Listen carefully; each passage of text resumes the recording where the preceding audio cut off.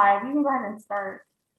Okay, welcome everyone. I want to call this meeting to order of the Livermore Amador Valley Transit Authority on March 1st at 4 o'clock.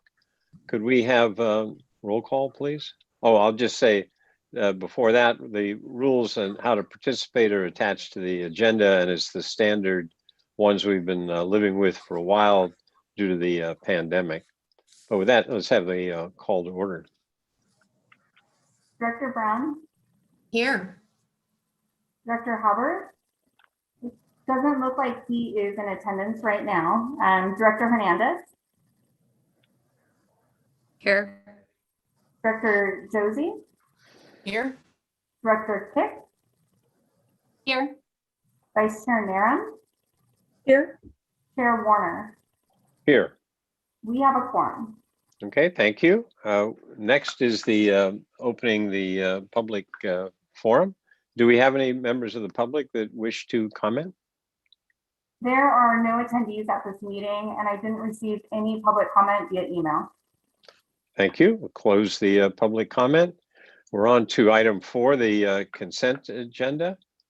Anyone want to make a motion or anything else? I will go ahead and move the consent from the consent calendar, excuse me. Okay, moved by Director Hernandez, seconded by Director Brown. And could we have a roll call, please? Director Brown, Yes.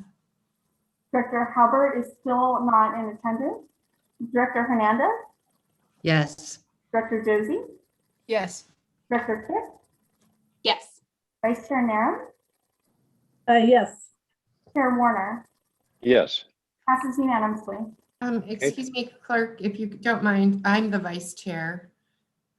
So on the board directions. So Yes, sorry. not that I take anything away from Kathy, she'd make a great vice chair too, but I apologize. I had a short promotion. Okay. All right.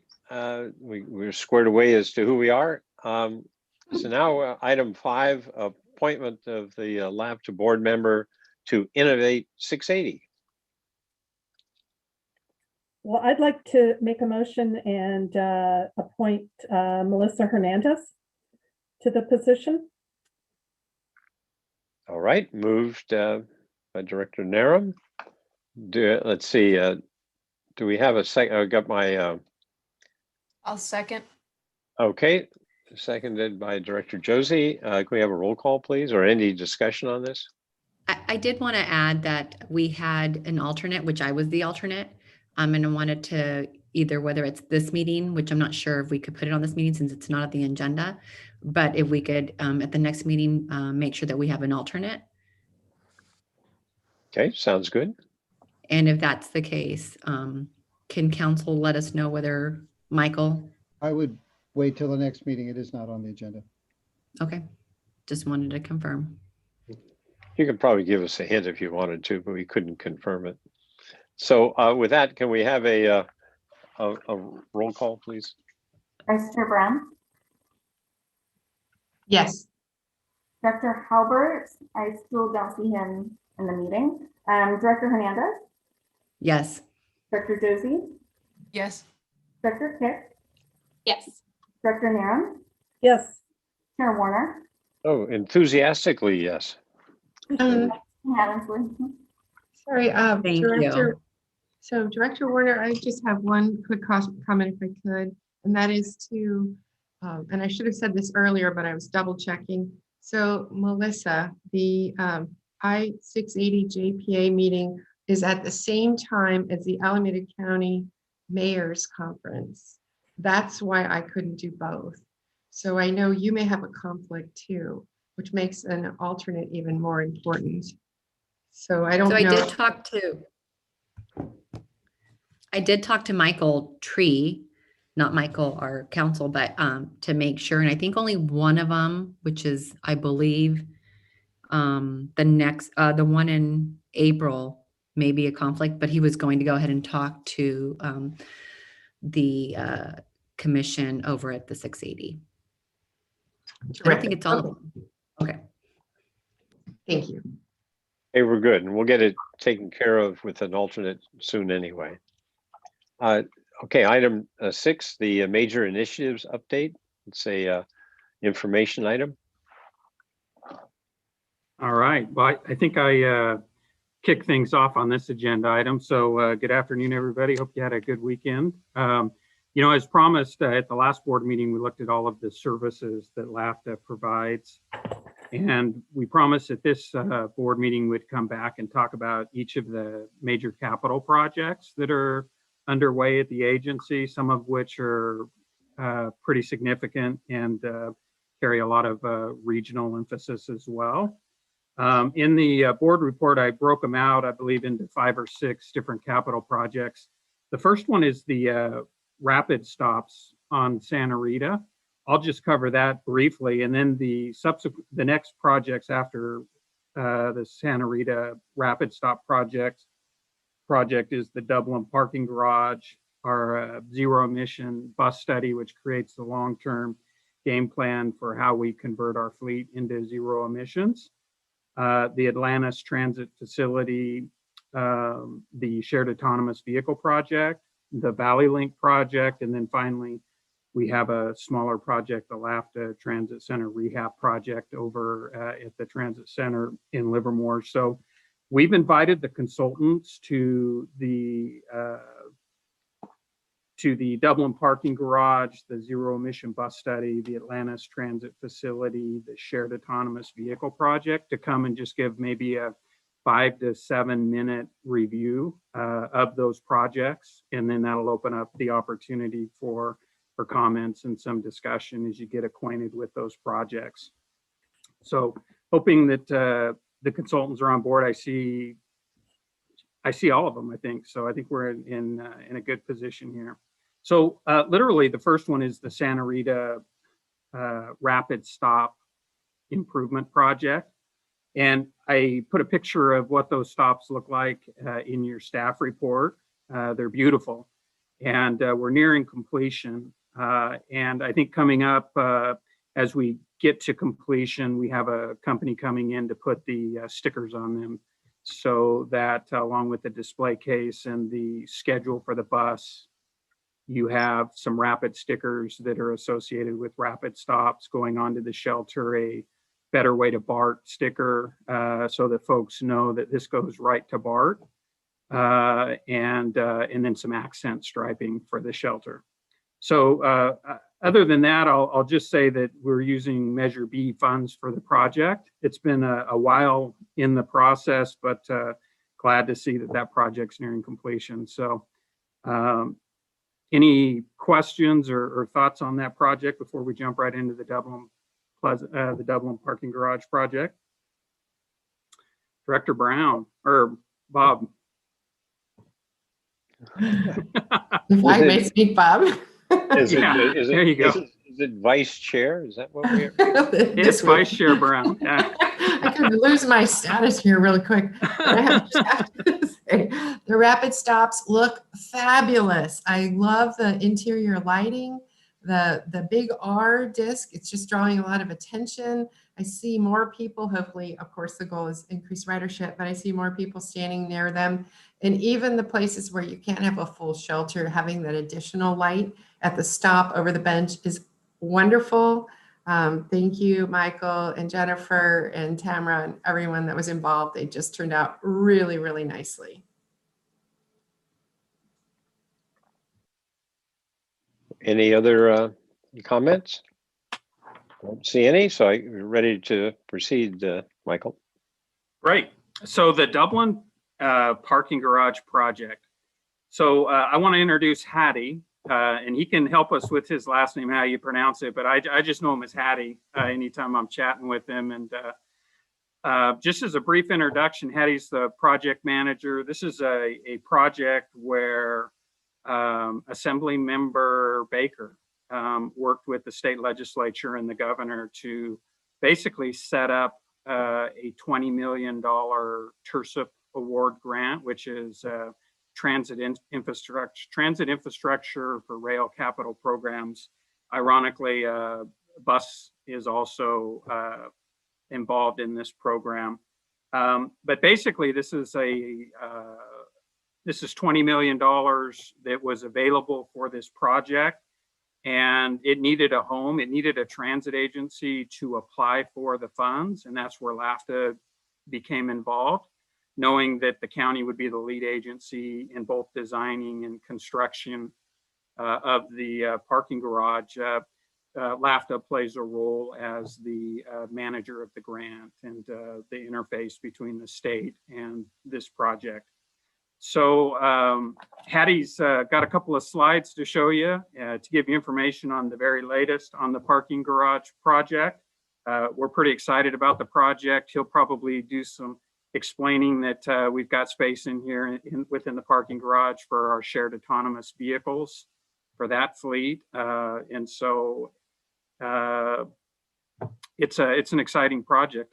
Hattie, without too many more comments from me, I'll turn it over to you.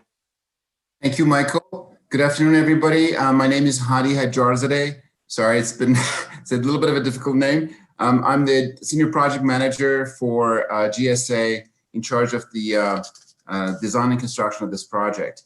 Jennifer, if may start with the slides, please. As Michael alluded to, this project has had quite a bit of a history. In fact, the initial concept starting way back in 2000 with the City of Dublin sort of spearheading the actual design and the concept. So this project, just a quick background of the project. Maybe we can go to the next slide, please. Essentially, the funding came together sometime in 2018, as Michael alluded to, from funds from the state, and Alameda County Transportation Commission also provided an additional $14 million of the fund. The GSA provided an additional $500,000 for the kickoff of the project for the CEQA and the initial environmental studies. So the building is a 5-story, 180,000 GSF, and the building is a Type 2B post-tension construction. That's basically a concrete structure. It's passively ventilated. We've ended up with about 516 stalls. 10% of the stalls are put aside for EV parking. That's roughly about 52 stalls. This is per the Dublin, City of Dublin requirements.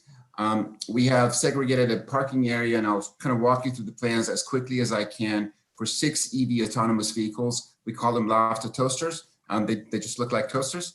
And pretty much where we are is the CEQA, the bridging design, and the actual RFQ for design build entity has been completed. And we've onboarded, we've got 4 very well qualified design build entities. Actually, some of the top notch ones in the Bay Area in California. The contract model is a design build. We estimate the construction run roughly $30 million. The main project goals in terms of design has been, supporting the transit need, the parking garage transit need at Pleasanton Dublin Hub and the BART station, creating a positive and safe user experience, ease of use of wayfinding, designing the garage for sustainability, considering that the actual funds come from the California greenhouse gas reduction. And we've actually tried to utilize every sort of the latest sustainability design components into this project. The project came with a mandate of having a potential for conversion into the future. And we worked back and forth with Caltrans in terms of determining what that convertibility in the future will look like, or what it really means to the current design and construction of the project. We agreed to a convertible to a retail space in the future. So we've developed the ground level with that convertibility, and that's already embedded into the design, and that conversions to commercial space. The project is a net zero energy capable, and that's what we're shooting for. Next slide, please. So primary design objectives, simplicity and ease of construction, modular, easily sourced systems locally, bulletproof maintenance, attractive user experience. We wanted to make users want to use this garage. We will have a variety of transit users that will basically utilize the garage. additional fare gates for flexibility and to avoid queuing. Modern parking system will have a stall indicators on each level that will let folks know, which stalls are available, which floors have additional parking available. It will have 5 traction elevators in every floor. And we've already started a design review with City of Dublin. The design that I'm going to show you has been supported. We've gone back and forth with City of Dublin on some tweaks and some changes. Security has been another concern. The building is basically a post-tension. We've analyzed a lot of other options. This is a post-tension slab, and it has a maximum 55 limit height, and again, as I said, 15 feet ground height elevations. There'll be ample concrete subs that are locally. So we're actually trying to also meet a lower carbon requirements and work with those local concrete subs. Next slide, please. This is essentially the site, the final sort of a siting of the building. The parcel will be divided to 2 equal parcels. The future parcels to the left of this the building shown here will be dedicated to a future lower to mid-income housing development that City of Dublin is working with Eden Housing, and I think they've actually started the initial conceptual design development on that project. The blue indicates what has been mandated by the city in terms of right-of-way improvements by this project. So essentially, this project is creating the entirety of Campus Drive along the frontage of this building, between this building and the future development across the Campus Drive. I will also add a new lane in Martinelli Way, improve that corner of Martinelli and Campus Drive, and essentially do all the street improvements along those 2 public right-of-ways. The drawing on the left basically indicates how the design team basically conceived the access to the BART station, because now we will have a future property that will be separated from our property. So the access to the BART to Iron Horse Parkway is shown sort of along that curvature pathway around the BART entry and the BART driveway into the BART garage. Next slide, please. This is the first floor plan. The lower side of the drawing indicates Campus Drive. We actually have basically 2 points of entries, 2 driveways into the parking garage. One's both dedicated for entry and exit. The one on the right side is actually more geared towards the LAFTA autonomous vehicles and for mainly for the exit. So the entry there is just in case if there is somebody coming from let's say the Martinelli Way. But again, the path of the entry is mainly on the left-hand side. That's the main entry to the building. So we actually manage the queuing behind the cars entering the building. As you come in, most of the EV stalls are on the ground level. Essentially, we have a driveway up to the next level, and sort of a public facility, bathrooms, and a space for the parking maintenance folks on the ground level, and driving up to the next level. The LAFTA vehicles basically are all in the right-hand corner of this drawing. There will be a separate entry exit for the LAFTA vehicles, so they do not have to. We actually decided to not combine the LAFTA autonomous vehicle entry and exit with other vehicles, so they will have their own private entry and exit, and they could run on their own schedule. Next slide, please. This indicates the concept of the future commercial, the future conversion to commercial space. These are the areas that will meet that 15 feet height requirements to have mechanical space above and basically to be converted to commercial space. And again, we're building the space. We're putting the main infrastructure in as part of the requirements that the funding has with Caltrans for future conversion. Next slide, please. This is a sort of a typical second, third, and fourth plan. Essentially, we have driveways going up to each level, elevators, towers on both sides of the building for quick access to the elevators. There are 3 elevators on the that would be at eastern side of the building, and another 2 elevators on the other side on the that would be the Martinelli Way. And there are ADA stalls on each level as well. Next slide, please. So this is the roof concept, and what we're doing as part of this project. The roof we're planning the photovoltaic canopy at the roof to provide both shade and electricity for the building. In terms of the actual cost of this work, we're going to put in the infrastructure. We're looking for an additional source of funding to actually, because this was not part of the original program. The carport, the canopy PV was not part of the original program. We believe that we can actually, due to the various programs that exist today, we can actually find separate funding for the actual canopy and the solar panels. However, we're putting the infrastructure in both in terms of structure and in terms of conduit pathways for that future PV canopy later on. Next slide, please. So what we have is a couple of rendering of the building.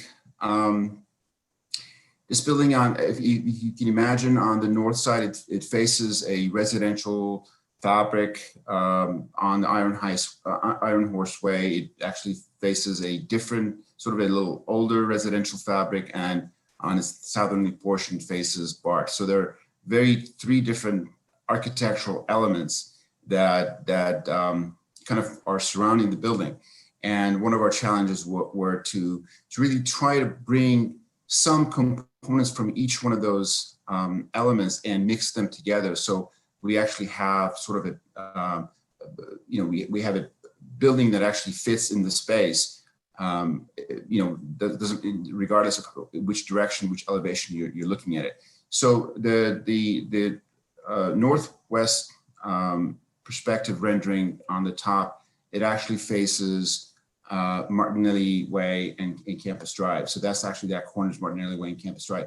The glass structure that you see there is going to be dedicated to a community art program. We're working with our Alameda County Art Commission, and we're working on developing concepts for some glass artwork that will go along that entire face of the glass towers. And that's something that we're actually looking forward to bring in some local community art into the space. Some of the sort of the glass reinforced concrete sort of details that you see. Obviously this is an open garage. We have passive ventilation, so we will have, most of the facade will be covered with sort of a, it would be a steel grill, so to speak. It'll have a lot of openings. So in that sense, we're working with some of the local elements to try to make that more attractive. But the GFRC is kind of borrowing some design concept from the existing residential buildings. So some of those details are actually being repeated in here. And the lower drawing from northwest is sort of what you see is what will be facing the future residential building. This obviously will be blocked from Iron Horse Way, and this side of the building will not be seen once that development is completed. Next slide, please. So this is another two-side of the building. Next slide, please. So Our current project schedule, I mean, this project's had a sort of a long history.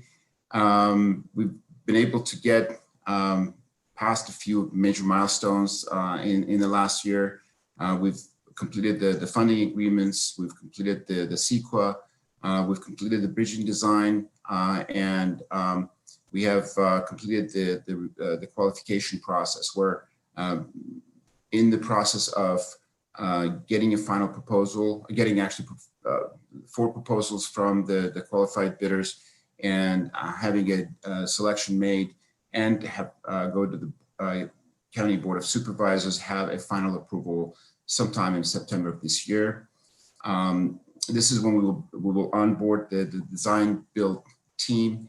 They will be working on the site work. Essentially, our site work plans are further developed than the rest of the drawings are more at the construction level documents, because we wanted to expedite the schedule. So they'll basically work on a site plan for about a couple of months before they start the site work, while the parking design construction will be ongoing. So per our current schedule, we plan to begin construction in January of next year. And we'll start with the site work, and construction, the actual construction of the building will follow sometime in April, May of next year.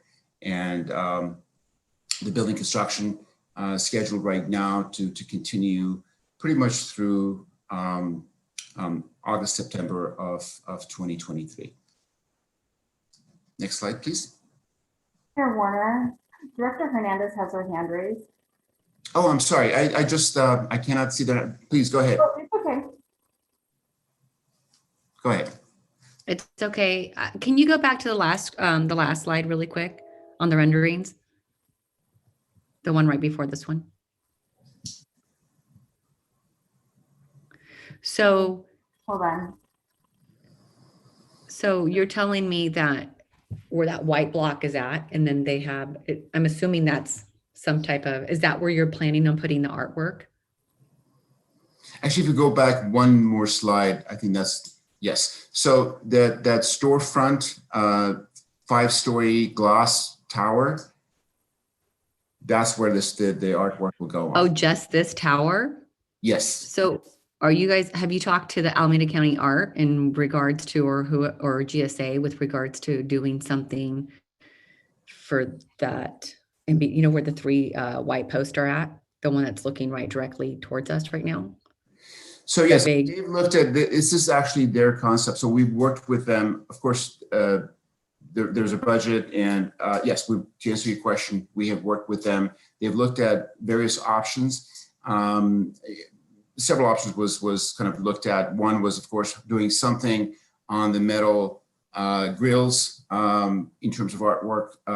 The glass was considered. Also, that corner actually on the floor plan, it has a much wider sidewalk, actually has a sort of a plaza area in that corner. So we also looked at a freestanding sculpture in that, at the pedestrian level. But from all these options, the Art Commission chose, this is a etching in the glass. This is colored and rendering both within the glass that we've incorporated into our design build package. And of course, the challenge right now is we do have a budget that will determine the total scope of that work once we get that fully designed and priced.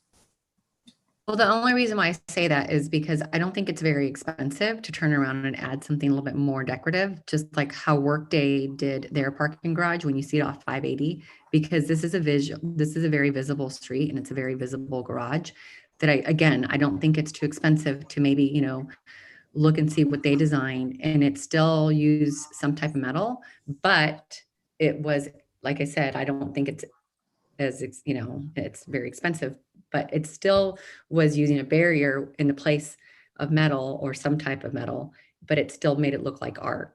So it wasn't necessarily art, it's just the way they proposed it, and it came out and it looks really nice. So instead of just seeing all the, different cars in there like you do, just because this is a newer parking garage, by the time it's completed, it'll be in 2023. I would like for you to go back and maybe talk to GSA. Absolutely. Thank you. Absolutely. And just to note on that, just quickly, I mean, what we're looking at is not a fully detailed design concept. That metal grill can be punched out in a lot of different ways. I'm sure what you're referring to is some sort of a punched out etching on that metal that makes it more attractive. Right now, what we're showing is essentially a concept of that metal grill and a FRC sort of blockouts. Those will be further developed in the next phase of the design. Correct. I just wanted to kind of get ahead of the game, but thank you. Appreciate it.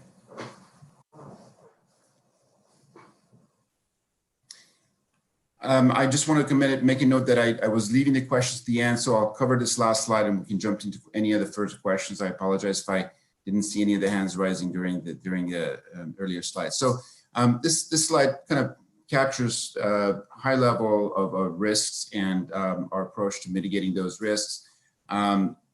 Schedule has been a high probability and high impact risk for us.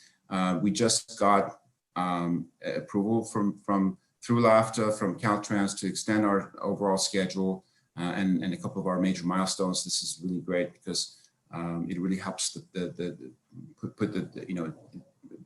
put a lot less pressure on various components of the project, but still it's going to be a challenge for us with all the unknowns that we're facing, we're going through these days. Budget, the budget was established, the $34 million budget was established way back in 2018.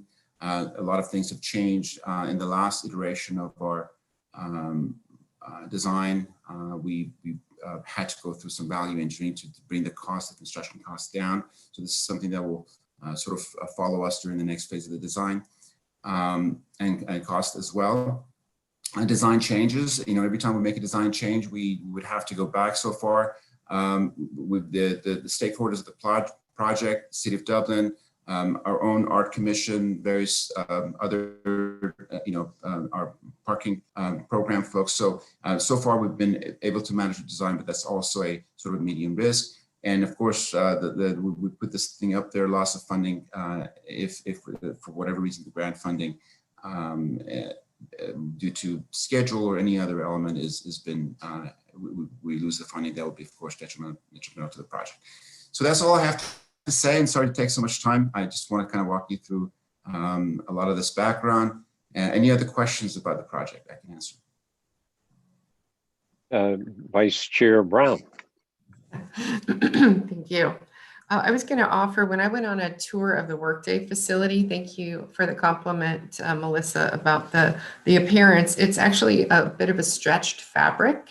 So it's an interesting and it's a low cost way to make a garage look more interesting. And I'm sure there's other options, but if you get a chance to go to the Workday facility just off of 580 up the street, I did have a question. I wondered all the work LAFTA is doing to facilitate and to obtain funding, if there would be some sort of a plaque of all of the funding sources as well as LAFTA as an appreciation.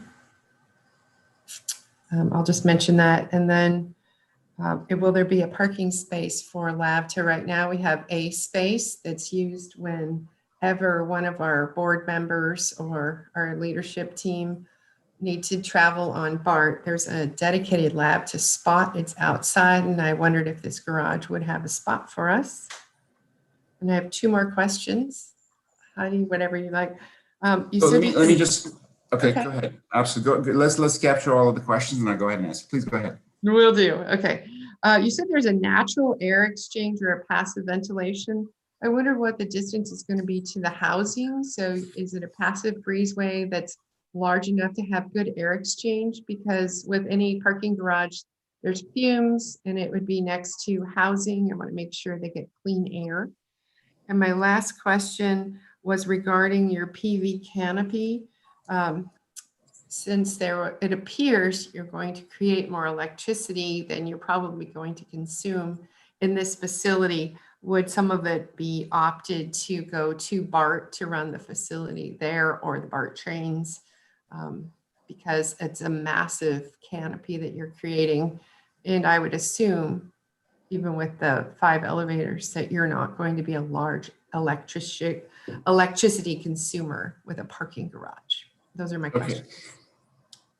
Thank you for your question. So let me actually start with the last one first. So the PV canopy, essentially, I mean, we do have actually quite a bit of a consumption because of 52 EV vehicles. They are quite, consume a lot of electricity. So that's one thing, but nevertheless, so there's two concepts we're looking at it, and funding really will drive the final sort of a version of this. So a battery or no battery. So we actually do have batteries to store the power that we create, then we can actually both utilize it and share it with other buildings. But right now, the current design, we actually, I mean, again, batteries, funding is sort of driving the actual how much we're going to do. So the initial version really would be, we will fund the project through a buyback program that's available to us. And basically we're selling our electricity to basically fund the project. So right now, and that's sort of most of the PV work in California is right now sort of funded that way. So this is kind of what we're looking at right now. And we're working with, of course, public entities who actually will fund the project that way. So to the next point in terms of the passive ventilation. So parking garages, basically because of their occupancy, need to be ventilated, and most of them are open structures due to the fact that to create a mechanical ventilation to get that much fumes out of the building would be very, very costly. So this is no different than you actually have any sort of because you have vehicles on the street, we will not have a concentration. I mean, of course, we will have a concentration of vehicles, but in terms of fumes going across to the buildings, and of course, one thing to your point, we will be looking at is the adjacent development that's right against this building. But the other buildings across the street, both code and the actual construction standards does not require us to really do anything in terms of fumes that might possibly go in their direction. Again, how the building ventilates itself is very, very complex in terms of understanding where the fumes will go eventually and how they would travel across the building. But I certainly appreciate the question. It's really related to the housing that's right next door. If somebody opens their window on the 3rd floor, are they going to get a constant feed of That's a point we would have to. We have another element, and we have cars parking on those levels. I mean, we have vertical drive. Basically, these are some of the things we have to look at exactly on this elevation. And so the metal grills on this side, and other sort of screens that we have to create, both to block the light, the direct lighting that will go across to the adjacent property, as well as fumes. That's a great point. This is something we have to take into consideration during the next phase.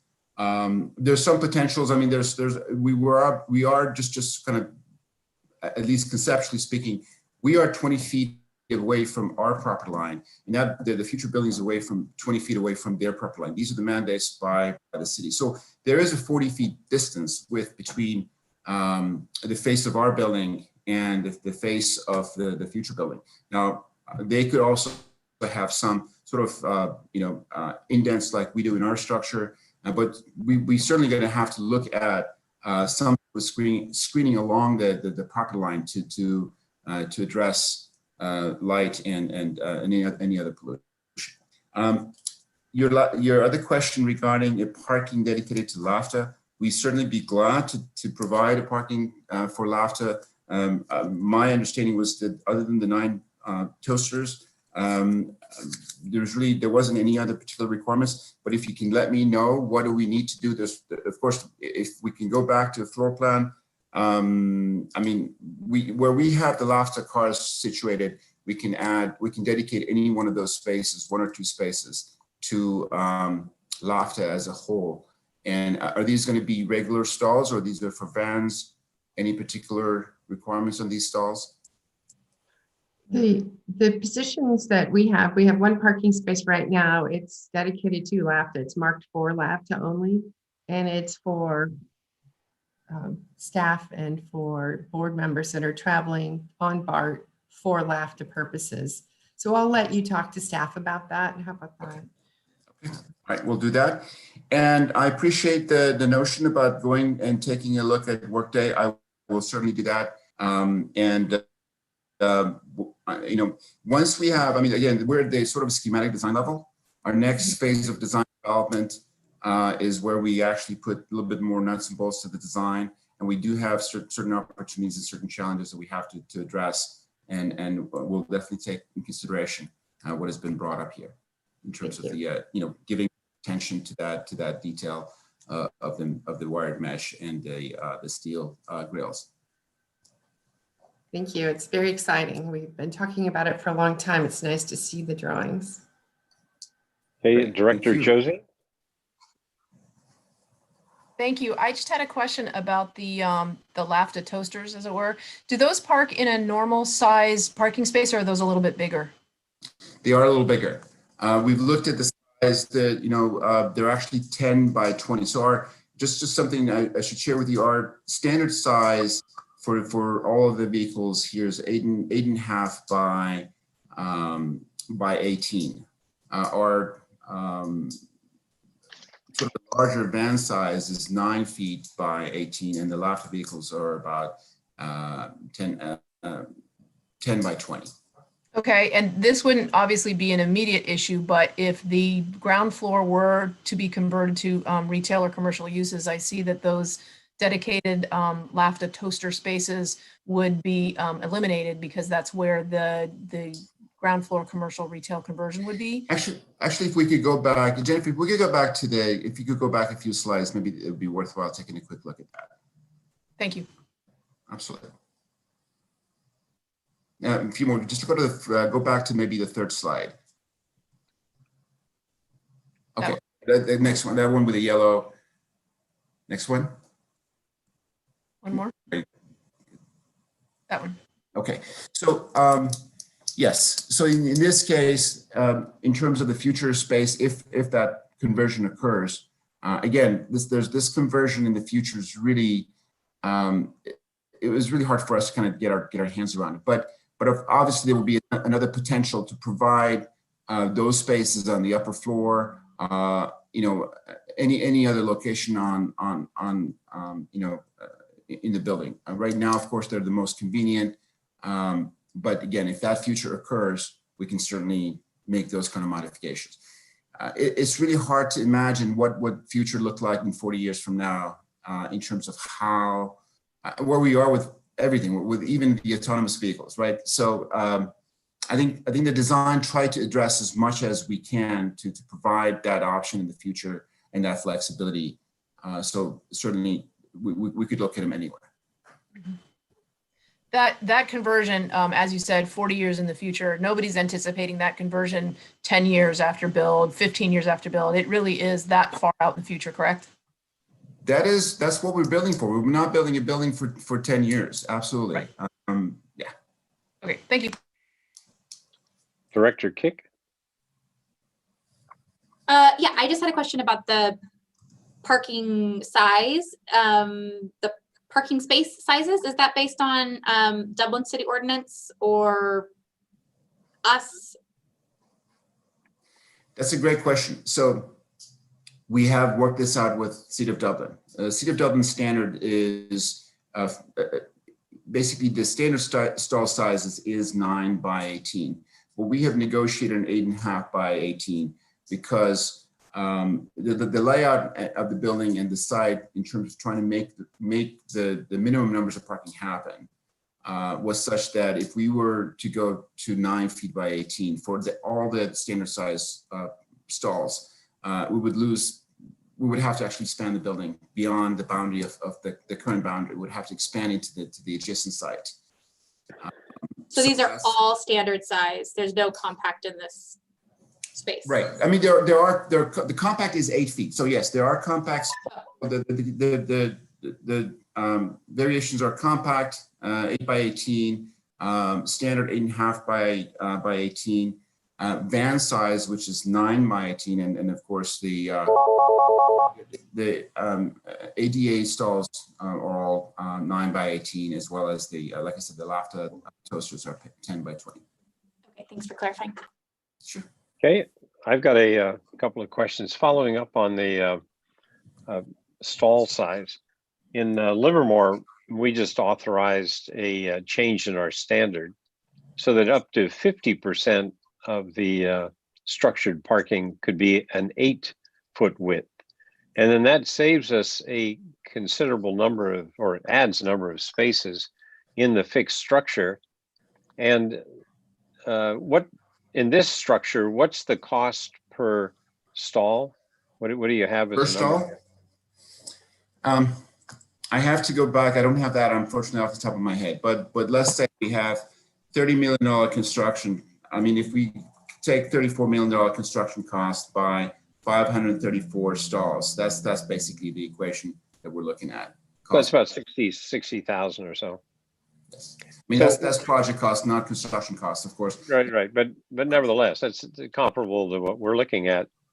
And so that shift in from 8.5 to 8 in a smaller garage kind of concept was going to save us $1 million or equivalent of $1 million. So I think this question might be to you and possibly Dublin, Mayor, as to any chance of thinking about a portion of the stalls being smaller than 8.5, because that's a significant number of spaces, and that's one of the highest priorities for people using BART is spaces. So why is that in the cards at all to think about it? Because other cities that we benchmarked against had gone down to some portion being 8 feet wide. So is there any chance of thinking about that? Because it's in some ways a free addition of a significant number of spaces. I'm glad you're bringing this up. This is absolutely in the cards to look at. I mean, right now we are at schematic design level. We are a bit over budget. This is just estimating the drawings that we have. The fact of the matter is to change the stall sizes within each floor plate in terms of considering an 8-foot stall.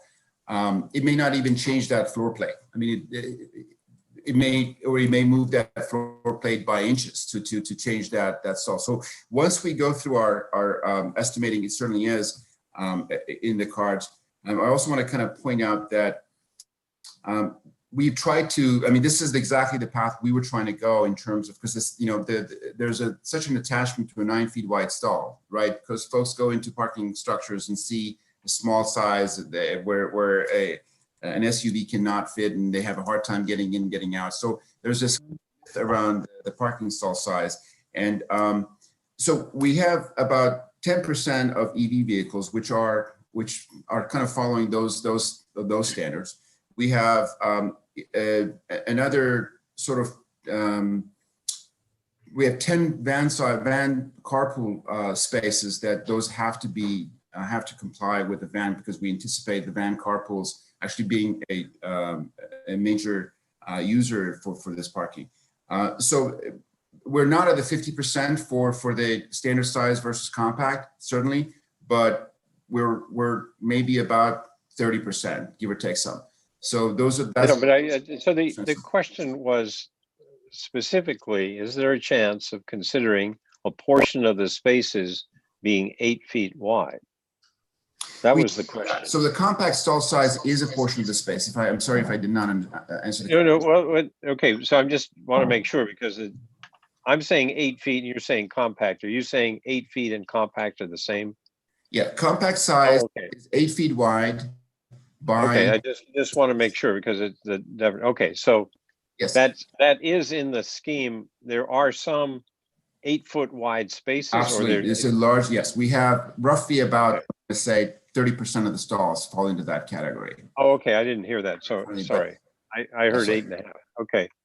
So then the 8.5 is our standard style. So that's actually our standard size stall is 8.5. which is typically 9, and we've negotiated that to 8.5. Okay, so let me put it this way. What fraction of the stalls, if you take out the vans and those other things, is then the 8 foot wide? What fraction of the If space? you give me a second, I'm going to actually look at it very quickly and give you that answer. Or just, if it's just rough, I'm not looking for precision. Chair Warner, if I could jump in. 30%. And I would say believe about the 30%. Dublin standard is 30%. I believe that is what we have. Oh, okay, good. Thanks. Then you mentioned there'll be indicators for what stalls are available. And would this be available on an app so that you could look on your phone or your nav thing before you get there? Or do you have to wait for the signage as you're entering the garage? We haven't gone that far with that detail yet, but right now we have a system in our budget that will be developed and fully designed in the next phase of the design. I mean, I think this is really is a question of what do we want? What is what is really a programming requirement, and if we can afford it. So those are the two. And so I think what I'm hearing is that you probably can't afford it to start with, but this system will be put in place that would be compatible with it if we wanted to add that in the future. Is that the way to phrase it? Absolutely. Thank you. Okay. And then on the solar array, do you have any idea what the cost per kilowatt is and how many kilowatts are you talking about? So this is roughly, I should have this number. I think it's 240 kilowatts if I'm correct. I should get back to you on this. I don't have this off the top of my head. And so, okay, that's fine. But now the battery option, I mean, you could just put that extra kilowatts into the grid and then pull it back out for the chargers when people need it, right? So the battery option is a significantly more expensive way to do it. Exactly. Battery option is really storing it locally where, power, so, we just generate. Yeah, I know what it is. I know what it is. I'm just suggesting that if we're under cost pressure, it strikes me as an expensive way to do it. Is that correct?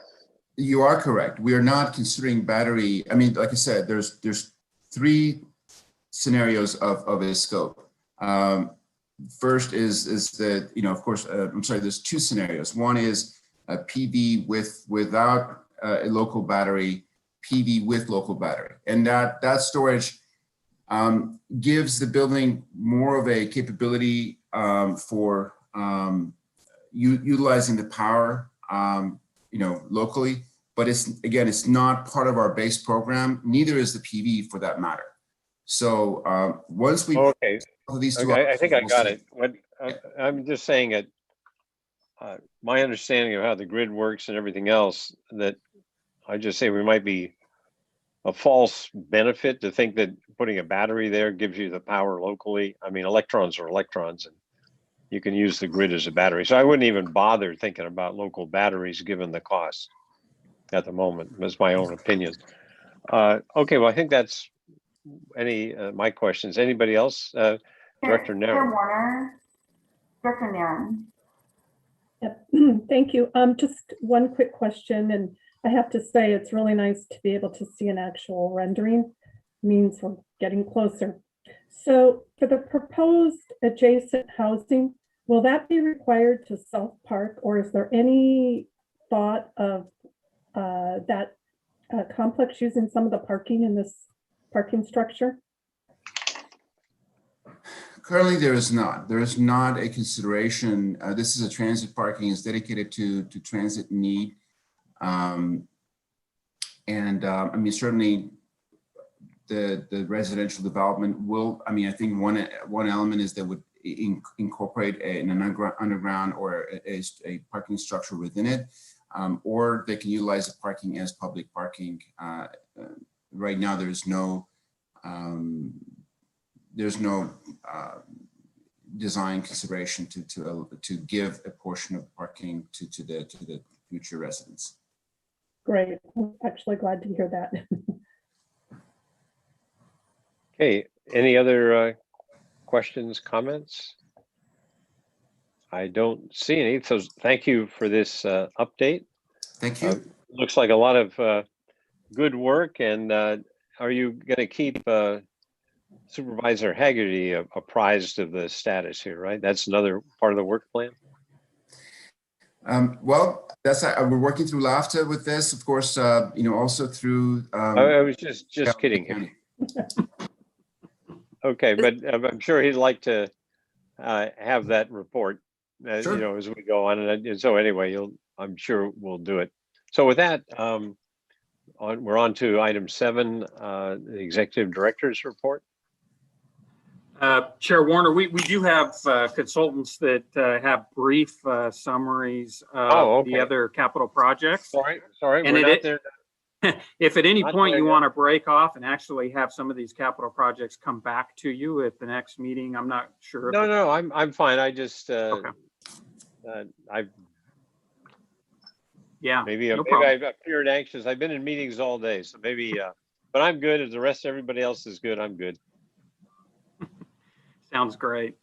Well, listen, the next project is your zero emission bus study, and the state has mandated that a few years out from now, we start to acquire zero emission buses, electric buses, which could be battery electric buses or hydrogen buses. So the board hired CTE, Center for Transportation and the Environment, which is really a recognized firm in the US for putting together plans for agencies that make sense and build upon the assets that are available in the marketplace. So Savannah Guptan is the lead for CTE with our project. So I think she's got a few slides to walk you through just to kind of give you an idea of where we're at with our study, our zero emission study. Hey everyone, yes, thanks for your time. Let me just get the slides up front and I'll run through this briefly. All right. So we have presented to you all before, so it's nice to be in front of you again and give you an update on kind of the work to date and what we're preparing for the future to brief the board on and brief LAFTA itself on this upcoming transition to zero emission vehicles that we're seeing across the United States and the globe.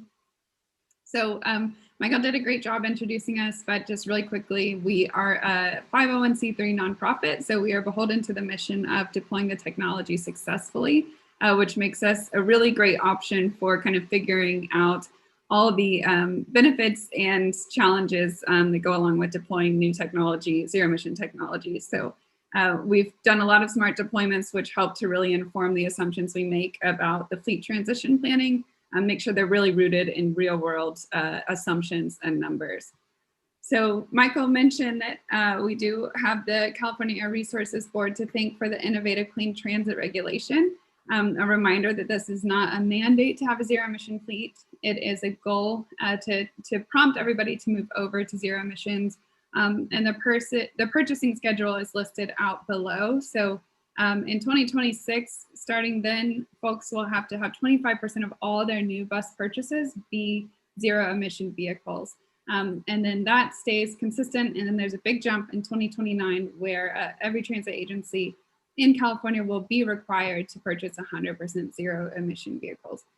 There are some exceptions to this. You can apply to CARB, but we typically assume that most folks will go forth with pursuing climate advantageous technology in their deployments. So just a reminder that the two zero emission technologies are battery electric buses and fuel cell electric buses. Both have a few pros and cons underneath them, but most notably the fuel cell electric bus is more comparable to your traditional internal combustion engine vehicle. So what you guys are operating now, you'll see more of a one-to-one replacement with a fuel cell electric bus. The fueling mechanism is very similar to CNG or other fuel-driven vehicles, whereas battery electric, you have a charge. So that does have a little bit of a time constraint with the charging versus the fueling. But a couple things to notice. The fuel cell technology, I'm sorry, my dog is very busy in the background. But the fuel cell technology is a bit newer and there's less market permeation. And so the cost is significantly higher than first of all, your traditional diesel vehicle, but secondly, the battery electric vehicles that are on first and second, or they're past the first generation version. And there's a little bit more to choose from there. So those are some things to keep in mind, that those are the two technologies where you pursue for deployment. Couple of notes on infrastructure, which is different for zero emission vehicles as well. And this is just a concept graph. We are working to customize this graph based on actual lab to data, but for right now, we just want to kind of touch on this per bus concept where as you scale up and you keep buying BEVs, you have to keep buying chargers. Whereas with fuel cells, you can install one large station and then it can continue to service vehicles by getting more frequent hydrogen deliveries or even installing another tank. So we see a cost relationship there with fleet scalability. And it's just important to understand the implications when you start looking at huge purchases, which we are on this 20-year scale for a full fleet transition. In order to understand the solutions that you all need to view and how to make this zero emission technology fit your service and not the other way around, we do a lot of modeling to understand how many routes can a battery electric bus really do right now on a single charge. And you'll notice that we're missing about 28% of your routes and blocks with just a single charge battery electric bus. So it's our job to come up with solutions or understand the market solutions for keeping your service levels the same, because what we want to see is increased ridership, increased our regular service levels. We don't assume any increase, and this is pre-COVID, by the way. And so we want to make sure that the technology, again, is fitting you and not the other way around.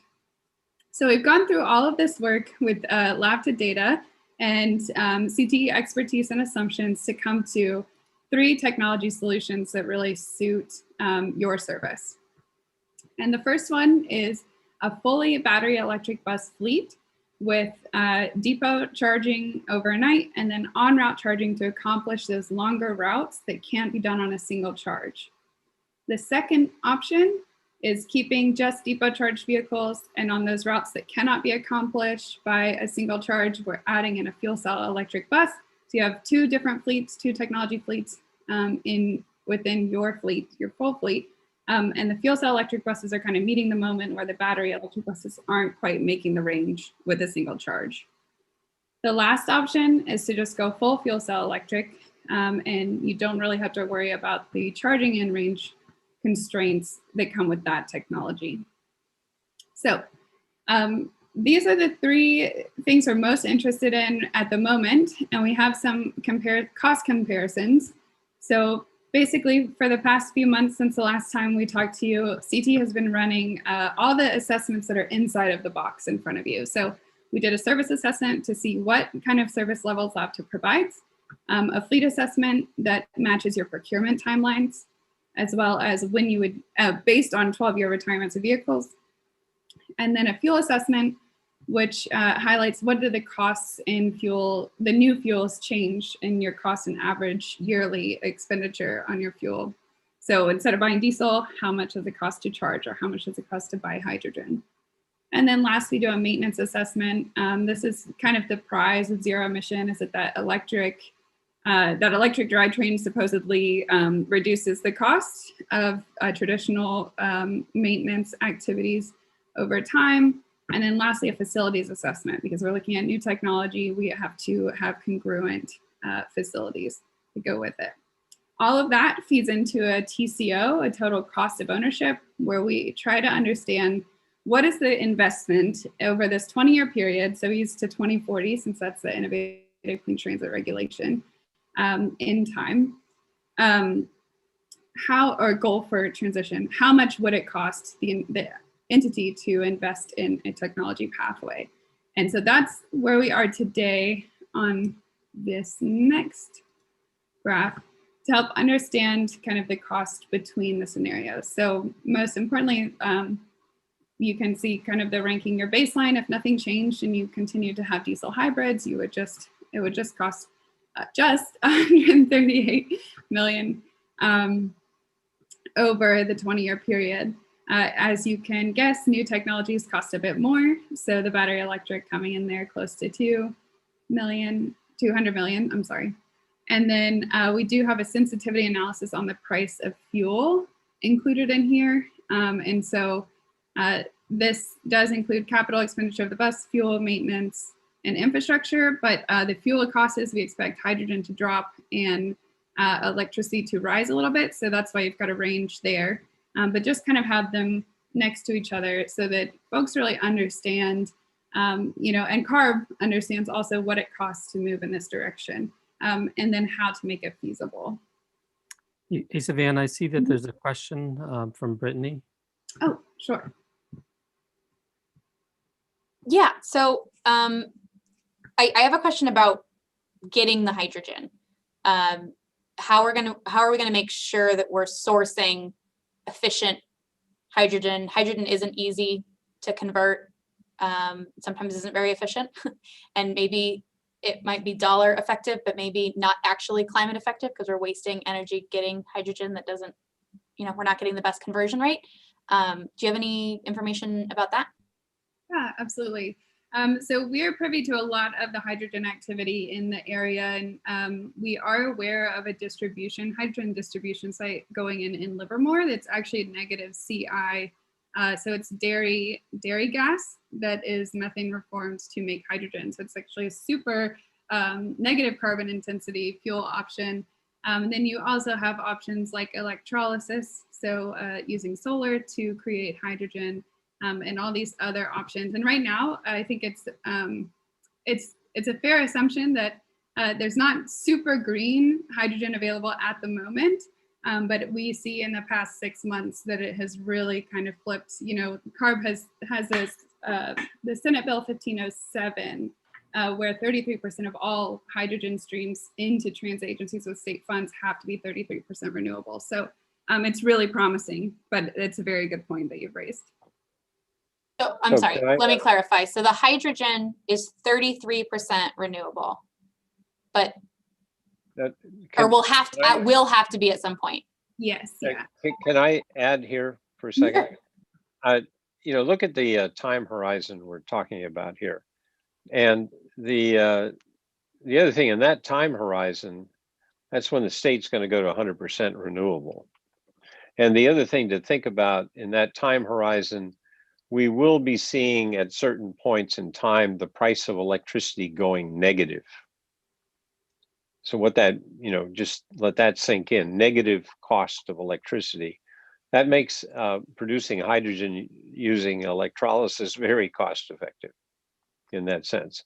So it's what is today is not a good basis over this time horizon for trying to make a decision between hydrogen and electric.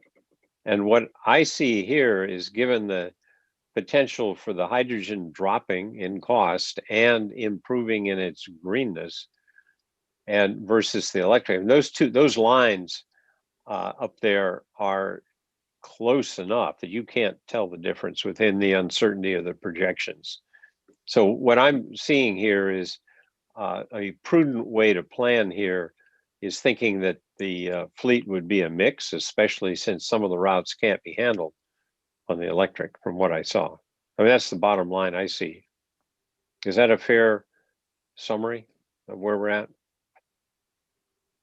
Yeah, certainly. And I think the best thing to kind of wait on is CT is currently working on a zero emission transition master plan, which is this kind of large document, but it, you know, has everything listed out of what we thought about during this and why one may be better than the other, and kind of really will help inform the board once you read through it exactly why we're estimating what we're estimating, and really help you guys take home what feels like the best way forward. You know, we give each technology a fair play, and then you guys can really see if the shoe fits. Yeah, I think if you were to draw the lines on this graph, with each line's the fuzziness of each one on the uncertainty of the quality of the projections, especially in the out years, they'd all be on top of one another. You couldn't tell the difference. Mm-hmm. So, okay, so are we on to the next slide? Yeah, well, the next is just the next step. So what we'll do is we'll get that draft transition plan into Michael and Tone's hands, and they will give us commentary back. And then that's kind of a living document to help you all with your future. And then, of course, the Innovative Clean Transit Rollout Plan, we are beholden to give something to CARB by 2023. And so we'll work on putting that together for you all based on a recommendation from your review of the master plan, or however the board feels they should submit. But that's it. I just have open floor for questions. Any other, no, Vice Chair Brown. Yeah, this is a learning experience for all of us. So Savannah, I apologize if this seems like some basic questions, but a fuel cell electric bus run on hydrogen, am I using the term correctly? Yes, Is it that's right. still called a fuel cell? And why is it called a fuel cell instead of just, a hydrogen bus? Is it part electric and part Can hydrogen? let me just go there. I can't help it.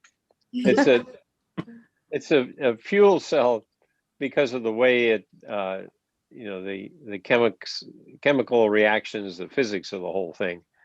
You can think of a fuel cell as an equivalent to the way a battery works. But in a battery, you've got all the elements contained in it. In a fuel cell, you're bringing in the hydrogen and the oxygen, mixing them up, and they're going back out as water. And you got the chemical reactions going on that allow the electrons to flow. It's analogous to what's going on in a in a battery, but it's in a battery it's usually contained. In a fuel cell, you got stuff coming in and waste products going out.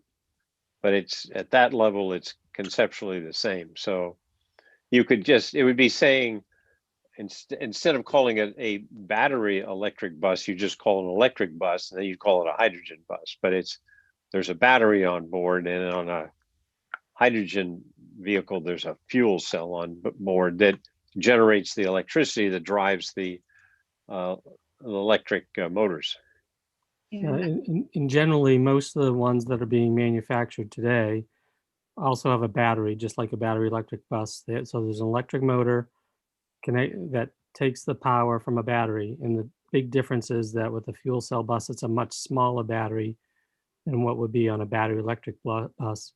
And the fuel cell is used to actually provide power to the battery. It recharges the battery while it's moving down the road. So think of it kind of like as an onboard charger for the battery. But everything structurally about the bus, a battery electric bus and a fuel cell electric bus, are the same. I think a little refinement on that, it could be that the fuel cell doesn't have the dynamic range for putting the power out, but you put it into a battery and you can have a more variable draw when you're going up a hill or whatever. Right. So I think that's another way to think about it. That makes sense. Is it totally quiet like a battery electric bus? Yes, it is. Yeah, and just to add to what Mr. Warner is saying and Steve, is that the hydrogen is on a few tanks on the top of the vehicle, and then it feeds into the fuel cell, and that H2 atom gets split. And so then you end up with 2 electrons that go to the battery that make the bus go, and it's a controlled energy environment. And then water comes out of the tailpipe, and then there's a very low noise on the vehicle. So water actually squirts out the back instead of just being contained within the storage somewhere and then dumped later? Yeah, just like your tailpipe, but instead of, criteria pollutants or anything, it's just a little bit of condensation. It's not a large amount of water by any means. Okay, all right. Yeah, we got a drought anyway, so it'll help. Yeah. Wash my car. Okay, thank you. Yeah. Sure. So the other thing I just want to mention in the context here is, some of us, the mayors, had a meeting with one bus manufacturer and exploring this as an option, and some of the consultants were there too. That there's interest at the Alameda County Transportation Commission on this, and we'll be having additional meetings about the hydrogen fuel supply. And that's a key element here is also thinking about the heavy trucks going into the Port of Oakland, they're going to be running off of hydrogen, and that hydrogen is going to be generated from the waste plant there. So there's a much larger context here of what we're talking about than the LAVTA fleet itself. So there's more to come on this as we pursue it all. Any, I don't know, Michael, if you wanted to add to that, or are we ready to move to the next item? You know, the only thing I'll add is this will be one of your significant decision points, I think, in 2021. Well, just to give you an idea, you'll be buying over 40 buses in the next 10 years. So that's somewhere between $40 and $50 million. And, you know, this certainly will be a living document that'll be updated regularly as technology evolves. But this will be some of the more weighty cost decisions that you make. Okay, so take us to the next item. All right, sounds great. Well, you know, when I came on, update on this. What's that?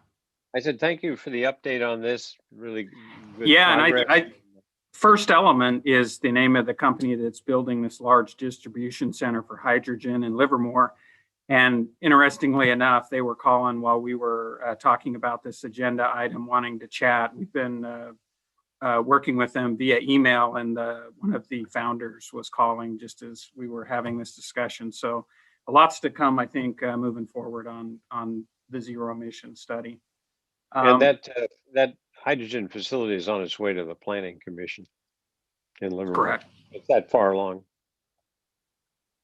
So the next project is we call it Atlantis. And the long story short is we're out of space here at the Rutan facility for our operations and maintenance, and also for our administrative staff. I mean, it's real. It's a regular occurrence to walk through and probably see some of our staff working out of the copy room.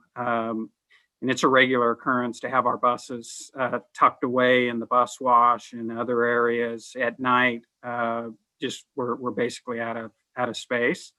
So with that in mind, you know, back in 2006, LAVTA purchased property over in the Oaks Business Park, which is, you know, maybe a mile or so away from our current facility. It's in Livermore, and it's on Atlantis Court. So hence we call it the Atlantis Project. So here is it's the future home for your operations and maintenance in a larger storage area for your buses and for your administration. We've been doing the conceptual design work for what those facilities look like and how they'll be put onto the property. Michael Mowry's here from Kimley Horn. We have done some work over at the property, so it's not like a blank field out there. We've done street improvements. We put in a cinder block with a stucco finish. Fence looks very, very nice as you're coming into the property. You have a big cement deck where we store buses. You have a bus wash and a fueling facility there, but none of the other buildings that are envisioned. So Michael, if you want to take 5 to 6 minutes, let the board know kind of how those things are going. This again is another big project coming up. ACTC has this in their 10-year capital plan. We have about $7 million in kind of committed reserves towards this project. So we're saving money to be able to have a good local match on this project as we move forward with ACTC and MTC. But Michael, if you want to take a few minutes, I'll only say that the renderings, I think we're working on them still. I think they've got a little bit of ways to go. Staff's looking at opportunities there. So your input on what the renderings look like will be really valued today. Michael, all yours. All right, thank you, Michael. Thank you, Chair Warner and directors.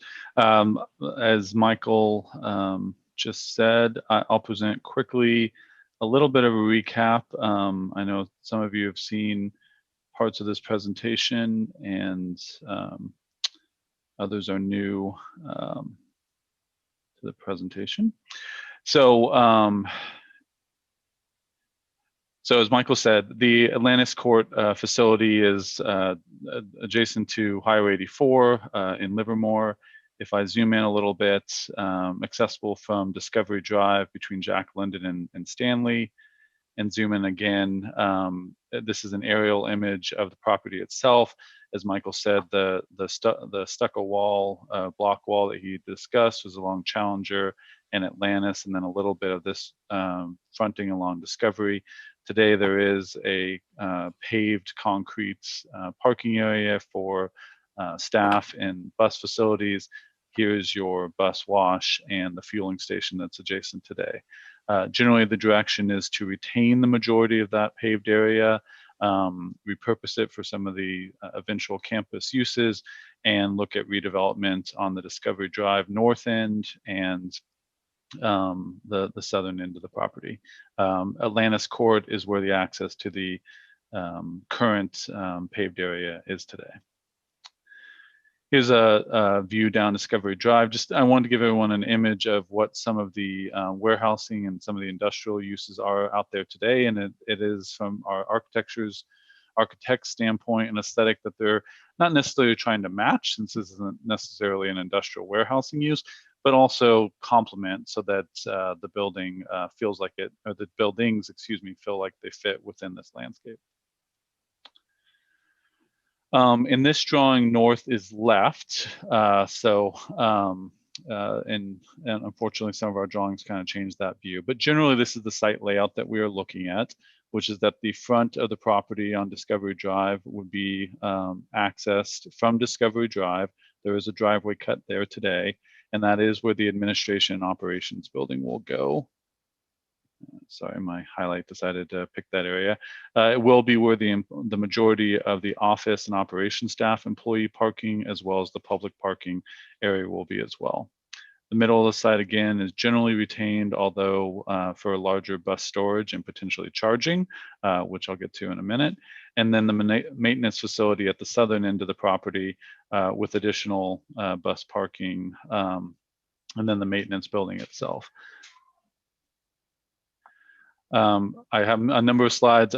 I know pictures are worth 1,000 words, so I will be flipping through quickly. This is another site image, but with some landscaping design. So you'll see a lot of tree planting. We do have bioswale stormwater treatment along the side, as you see some of the darker green images on your screen. This gives you an aesthetic that we're looking for. On Discovery Drive, this would be the main access point to the operations and administration building. So you see item number 1 here would be potentially a new kind of gateway signature feature, identifying the Atlantis campus for LAFTA. The operations and administration building, the eastern end of the building would be the administration area. We do have a landscaped seating area out there. You'll see that in the imagery even better as we go through. And then the operations kind of side of the building, we have a landscaped outside area as well for the operators. You see the general tree planting, different species and so on. I won't go completely into that. It is generally drought tolerant and consistent with California landscaping, which I hope we're all getting very familiar with these days as that requirement shines through. And then as we move further south, south on the site, some of the planting around the maintenance building.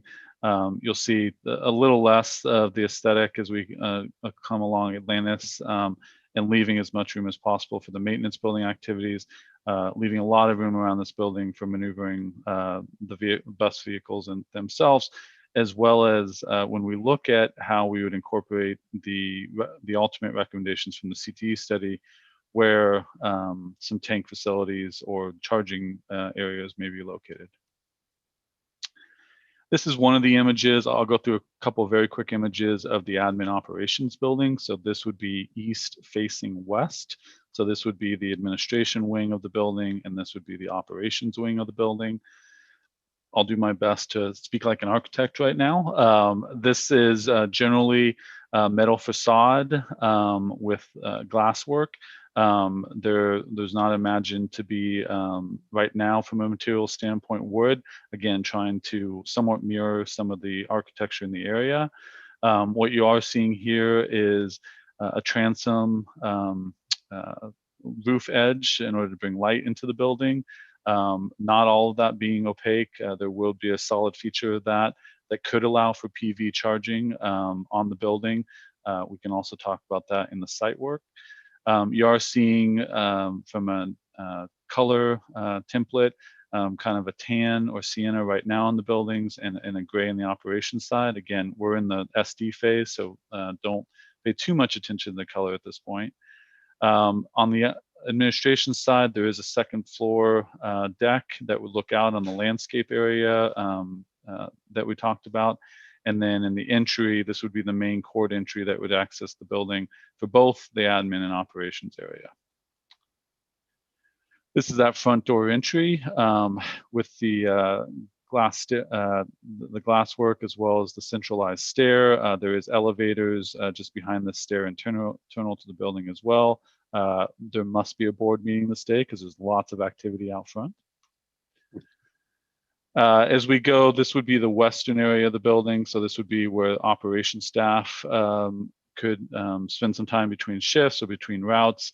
I'll say the landscape horizontal pictures that you saw compared to this imagery now, they're a little bit different. The landscape, imagine this to be a little bit more relaxed atmosphere with some barrier fencing just to enclose that area a little bit. That's not being picked up in this imagery just yet, but we did want to feature this both to show what this facade would look like, as well as that there was this outdoor element.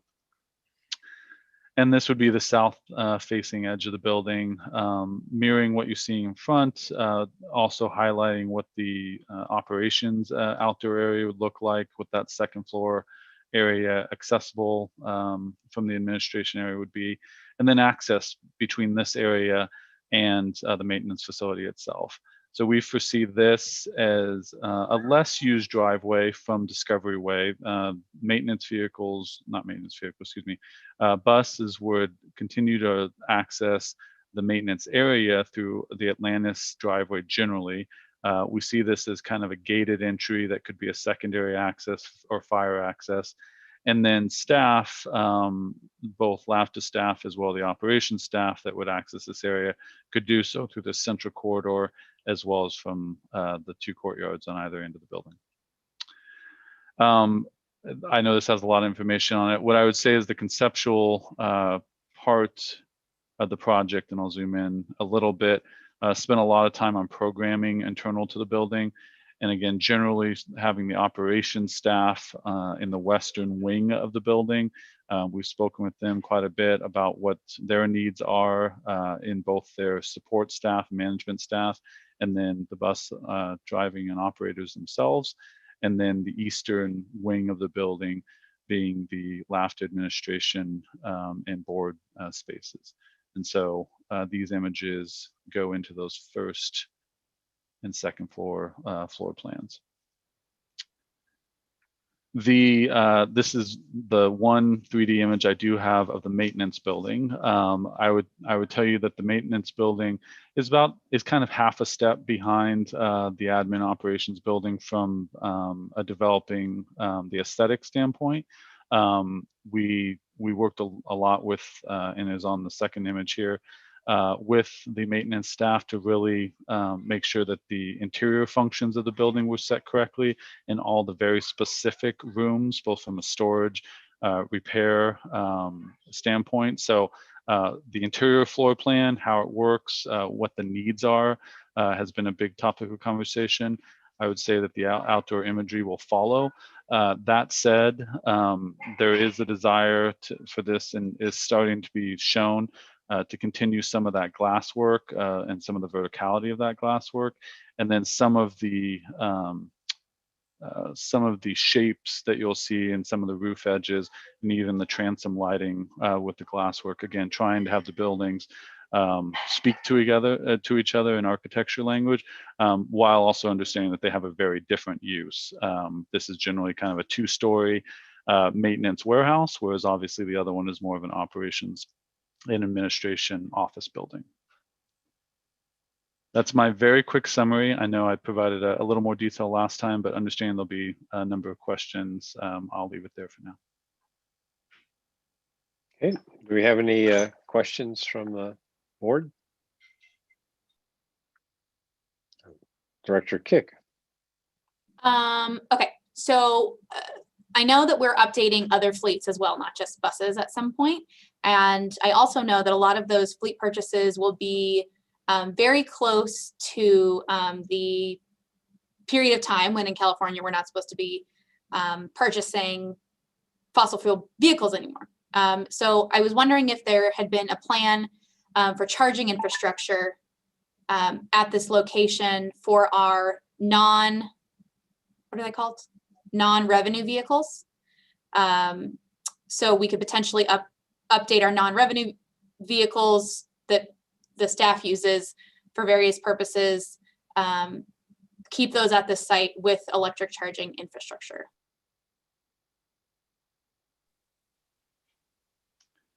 So Michael, I'll let you answer the question about staff vehicles.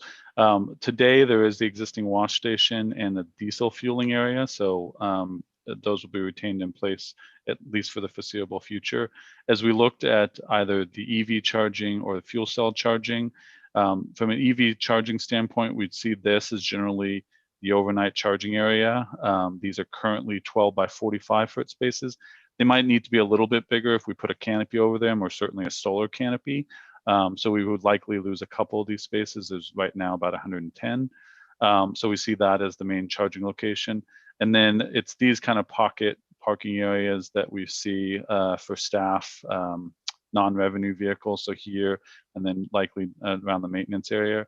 Unfortunately, well, not fortunately, to support the maintenance area, what's not really shown on here is we do have some underground tanks for some of the air handling and hazardous waste from the maintenance building themselves. So kind of the edges of the maintenance buildings, we don't foresee to support the hydrogen or electric fueling.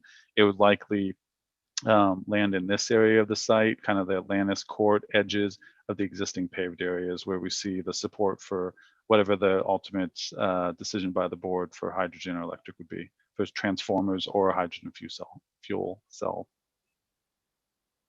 So I would only add that for the non-revenue vehicles, definitely within the next decade, they'll be capable of doing what we need them to do as far as zero emission non-revenue vehicles. So, you know, Michael, let's make a note of what Director Kick has mentioned and make sure that we've got either the charging infrastructure or a concept for these vehicles to be hydrogen taken care of in the plans as we move forward.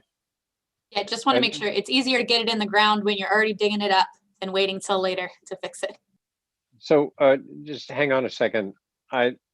Are any of, I don't know what the composition of the non-revenue vehicles are, but I wouldn't think that they're large enough in general to be hydrogen, that they would be electric, right? Is that, I mean, how big are these non-revenue vehicles? Would they be amenable to hydrogen? Yeah, they're mainly like service trucks, Chair Warner, and vans and some sedans for the supervisors to go out and do work. I do see some hydrogen vehicles on the street that are more of the sedans today, and I'm hoping that they'll become more regular place as we get further along. Well, it just here possibly. Yeah. But my impression of the technology and where it's going is that the sweet spot for hydrogen is the larger vehicles, and it's the range that you would, you know, it gets too heavy with the batteries and everything. And so that's where hydrogen comes in. But for passenger vehicles, hydrogen isn't necessarily going to work so well. I mean, I'm just thinking about that. So I wouldn't, we have to make a decision with respect to that. But I think the real point is for the non-revenue fleet, making sure there's enough chargers available for it. Because in the short term, that's what they're going to be, I believe. I mean, maybe a longer time horizon, they could be hydrogen, but then, you know, you just think about it. Because hydrogen, all you have to do is pull it up to the thing and put it in and you're done. Charging stations for electric, you got to let it sit there a long time. That's the difference. So you don't need a lot of stations for hydrogen. which you do need them for electric. Is the way I would take it. So just think about that when you're designing this. But you got to put that conduit in so that each of those non-revenue vehicle spots basically has an electric charger, but you don't have to run hydrogen to each of the spots. Right? So that's the difference. Any other questions here on the facility? Okay, so we have another half dozen projects to update us on. We are coming to the end, believe it or not. But two fairly significant projects, and we have with us Neil Hemenover, who's part of our project team with the Shared Autonomous Vehicle Project. And this is really an up and coming project. I would guesstimate within 7 to 10 years, these autonomous shuttles are pretty much the norm on streets. If you saw one, you wouldn't necessarily turn your head, stare at it. But I think what's exciting about this project is that we see that we could potentially be carrying passengers on this project within the next 18 to 24, certainly within 36 months. These vehicles are getting faster, they're getting more capable. The project team is working really closely with the City of Dublin and ACTC and MTC on this project. It's really kind of a showcase project for the West Coast. So Neil, I won't say much more other than to say I'm pretty excited about this project. And these projects are all, these SAVs, these shared autonomous vehicles are all electric, so they're zero emission. And really, I think you'll find that they're the way of the future. So Neil, if you want to take 5 to 7 minutes and just brief the board on where we're at with our project. Sounds great. Hey, thank you everyone for giving me the opportunity to present. Jennifer, I think if you have the slide deck, you can put that up for us. This group has a wonderful partnership here with the MTC, City of Dublin, and with LAFTA, and I've really had a great opportunity. I've been deploying autonomous vehicles now since about 2016 in the US and Canada. I've done over 25 deployments. And this is one of the best teams I've worked with. So very, very happy to be a part of this project. If you want to move on to the next slide, I wasn't here for all of this timeline, so I can't speak to all the grant elements specifically. But the team did put together, in 2018 into 2019, they've been paving this vision into deploying autonomous vehicles for multiple years, and they wanted to make a change in a little bit of the direction here. And so there's a current route that we're running that we'll talk about in a few minutes. And we received approval from the National Highway Traffic Safety Administration in December of 2019. It was a kind of a long road to get there, but it was excellent in execution. What that happened there was once we had the approval to deploy this Easy Mile, Easy 10 vehicle, then became a series of other cascading events where we had to get the California DMV permit. We had to work with the City of Dublin on the encroachment permit and work through a lot of elements to get up to our testing timeframe. Some of those obviously take a lot of time to explain. Autonomous vehicles is a new thing for a lot of departments and agencies. So there's a lot of explanation, a lot of questions, and a lot of things that we have to describe about these routes to get people to feel comfortable about these deployments. So we also in February, there was an Easy Mile safety review. There were some elements that they wanted to look at on the vehicle themselves. Some seat belts were added, some audible alerts, letting people know that these vehicles were test vehicles and being worked through. And also they recommended these vehicles to have seated passengers and not standing passengers. So we worked through those with the National Highway Traffic Safety Administration and deployed those by midsummer of 2020. And then in July 2020, we did start our testing, started rolling out the vehicle, doing a lot of series of testing elements, and eventually bringing on passengers. We'll talk about that in a little bit. And then as part of the evolving nature of this project, we don't just not just testing what we have set up today. We're thinking about the future and what the next phase of this looks like. And we start looking at route extension and other elements of things that we can test and work through. So Jennifer, you can next slide, please. So on to phase one. So what we did with the Easy Mile Easy 10 vehicle is we went out and we set the vehicle out on the route. We'll show you. Actually, Jennifer, you want to hit the enter button again? I think you'll see the route. What was the very first piece of this phase one was from the Pleasanton BART station up into through the traffic signal at Alta Moreno and Arnold up to the retail section. And this testing element, we put the vehicle out on the route. We do a mapping of the route. So we have cameras and LiDARs and mapping technology. We have GPS and localization technology that are on the vehicle. And we go out and we get this vehicle familiar with this path, right? They know where it's at. There's multiple technologies on board to say if you lost GPS, you can still use localization to help navigate this vehicle through its sensors and all of these different parts of the route. So we went through the mapping process. And our goal here was to really get people up to the point of that retail section and in walkable distance out to the business complex, and really start to create a business case for passengers who are coming in on the BART station to have a destination point. We wanted to get some feedback from passengers and be able to understand, is this something that works? What do they have? What do they think about the vehicle? Are they nervous about getting an autonomous vehicle? So a lot of great goals and things that we're working through. So we'll go on to the next slide, please. A little bit about this particular vehicle. This is an Easy Mile Generation 2. You'll see on the left side the technology on board. You have at the top there, you have the localization LiDARs, the cameras, the safety LiDARs, and the 3D LiDARs. So if you have or have not seen this vehicle, I'll quickly walk you through.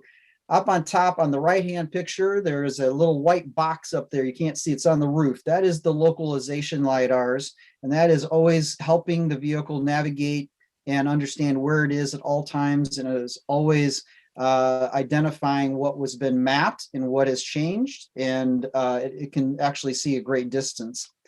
What you see underneath, well, you can't actually see it, it's a glare on it, but right underneath the windshield wiper, and it's on both sides, is 2 cameras. And that's actually used for operations remotely as well as on board.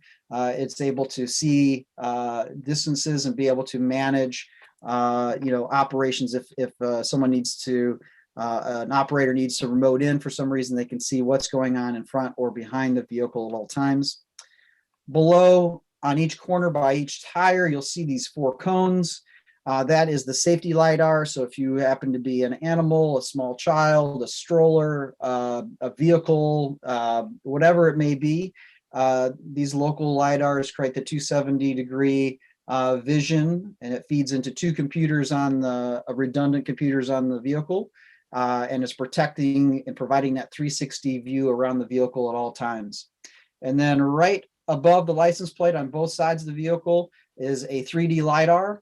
And that is giving us a sense of direction as far as visual, but it is searching for technology, or I'm sorry, searching for people and for obstacles in its path, and bringing it back into the computer for decision making, et cetera. So it not only looks close, but it also identifies far out in advance as well, to always tell the computer, is this a risk? Do I need to slow down? Do I need to brake, et cetera? So just a little walkthrough of the vehicle on the outside of that technology. This particular vehicle does go both ways. There does not have to turn around. However, we do turn it around on our route, but it does actually can go both ways on the same street without having to turn around. So Jennifer, next slide, please. And this is a quick video. It may not show up well here, but you see the vehicle as it comes through. It's actually has a pretty decent clip, and then you'll see it slow down right by where that arrow is. Well, it's starting to identify that that's actually going into a cul-de-sac, and you see the shrubs on the side, you see the curbs there. There's some other foliage that's ahead of it, and then once it clears some of that, it starts to pick up again. So it's always continuing to look and monitor and always protect itself as well as the passengers on board. A quick spin through phase one, kind of some lessons learned to date. You know, we've tried to, usually we get people very excited, a lot of big pop in circumstance around these events. Unfortunately, with COVID, we've had to limit passengers due to that. And so I'll talk a little bit about that on the next slide. You know, the partnerships with the MTC, the City of Dublin, and LAFTA have been fantastic. We've actually sat down as a group, collected a list of KPIs that each one is looking for to achieve on this project. And we kind of narrowed down some things so our scope wasn't too large. And it was really, you know, you continue to see how much learning and knowledge wants to come out of this group about what the future of transit looks like. We continue to look at improving the vehicle speed. The vehicle speed on this particular route is about 10 miles an hour, which seems a bit slow. And there's always an evolution. We'll talk about that and what we're looking at for phase two. We had to deal with ash, and nobody at Easy Mile or anybody else that I've ever talked to had to deal with ash. So this was a unique test case for us. The vehicle operated pretty well in the smoky scenarios. However, just to protect the LiDARs, we did take the vehicle off the street a few times for ash scenarios. Localization, the next one's localization. You know, this is an area in which is still being developed. And so at least for most of my developments, this was a newer aspect. And so, you know, we had to identify localization points, meaning being able to put in signs, fixed objects in areas where there's just nothing, no trees, no buildings, no anything for it to identify where the vehicle is. And so we worked with the City of Dublin and LAFTA to formulate the signs and to be able to deploy those, which actually worked out quite well here. And then we were also planning on integrating into the traffic signal at Alta Moreno and Arnold. But as we started going through that project, the FCC put a hold on DSRC. So now we've been working on the new V2X technology and transit signal protocol technologies that allow us to look at a route extension or phase two that will allow us to be able to connect to traffic signals and to push that out. So Jennifer, we'll move on to the next one. And then just a brief summary on the current service. We are doing Wednesday and Saturday services. What we found was that static display is great, trying to get people to come over and check out the vehicle and let them know what it's about. Gets people engaged. They get to ask questions, get to walk on and take a look at the vehicle and get some one-on-one time with people, obviously with masks on and everything. And then during those days, we're also running operations from 10 to 2. We do individual rides with up to 3 others in the same party if there's people who are in the same group. And that which puts about a max of 5 with the safety operator on board within the vehicle. We do schedule passenger trips and reserve seating so that we can give the ability to people to come, but we also allow walk-ups. We wipe down the vehicle after every run, every turn, deep clean each night, hand sanitizer on board, masks are required for safety operator and passengers, and we could communicate to the passengers on our cleaning processes so we build trust within the community. So next slide, please.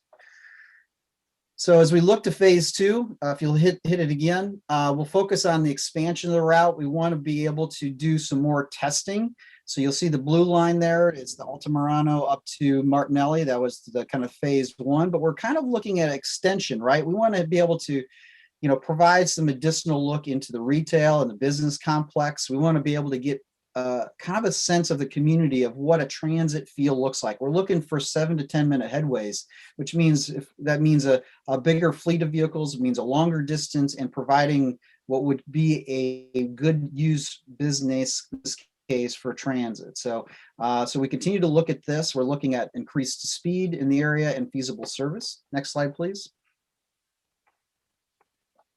We are looking at upgrading of vehicles as well. So I heard the group talk a little bit about the LAVTA toasters.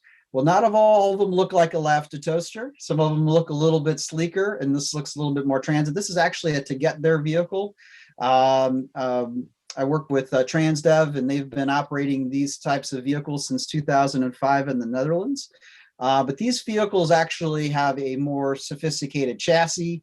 Their speeds are up to 25 miles an hour. Their braking systems are more sophisticated, and they provide a very increased in technology and speed. And so the next slide, I think, will show you a video of Oceaneering and To Get There, a partnership out of Florida. And the speed that this vehicle is now operating at, which is close to, in this clip, about 25 miles an hour, and a good braking system as well. And so even on LinkedIn, if you look, Transdev has deployed 6 of these exact vehicles in Rotterdam, and they've actually are testing them on wet pavement, and they've been quite a success so far. So, so next slide, as we look at how we evolve the vehicle type and the speed and the technology, we're also looking at the whole ecosystem with the mobility hub. Working with the local businesses, talking about kind of the design and construction. We want to be able to fit this AV into the transit environment, into the transportation environment. And yes, we are considering, looking at biking and scooter shares. That's a scary thing for a lot of communities, a lot of cities, because you end up with these scooters all over the place, bikes all over the place. But I think if there's solutions out there with docking scooters and docking bikes, requiring people to dock these at a penalty if they don't, and to clean these things up. So it's something to consider. There's a lot of discussion there, and I think that the focus here is to get the AV into that mobility hub and then see what else we can kind of add to it. And I think there was a nice little picture of what that rendering could look like on the next slide. That was put together. It's really kind of a beautiful setup. If you look in the back left corner, there's a nice bike, and scooter, docking type stations there. The AV pull up looks like a place I'd like to be. Obviously, no masks here, which is good. So that definitely is our future. So thanks everyone for taking the time. Happy to answer any questions.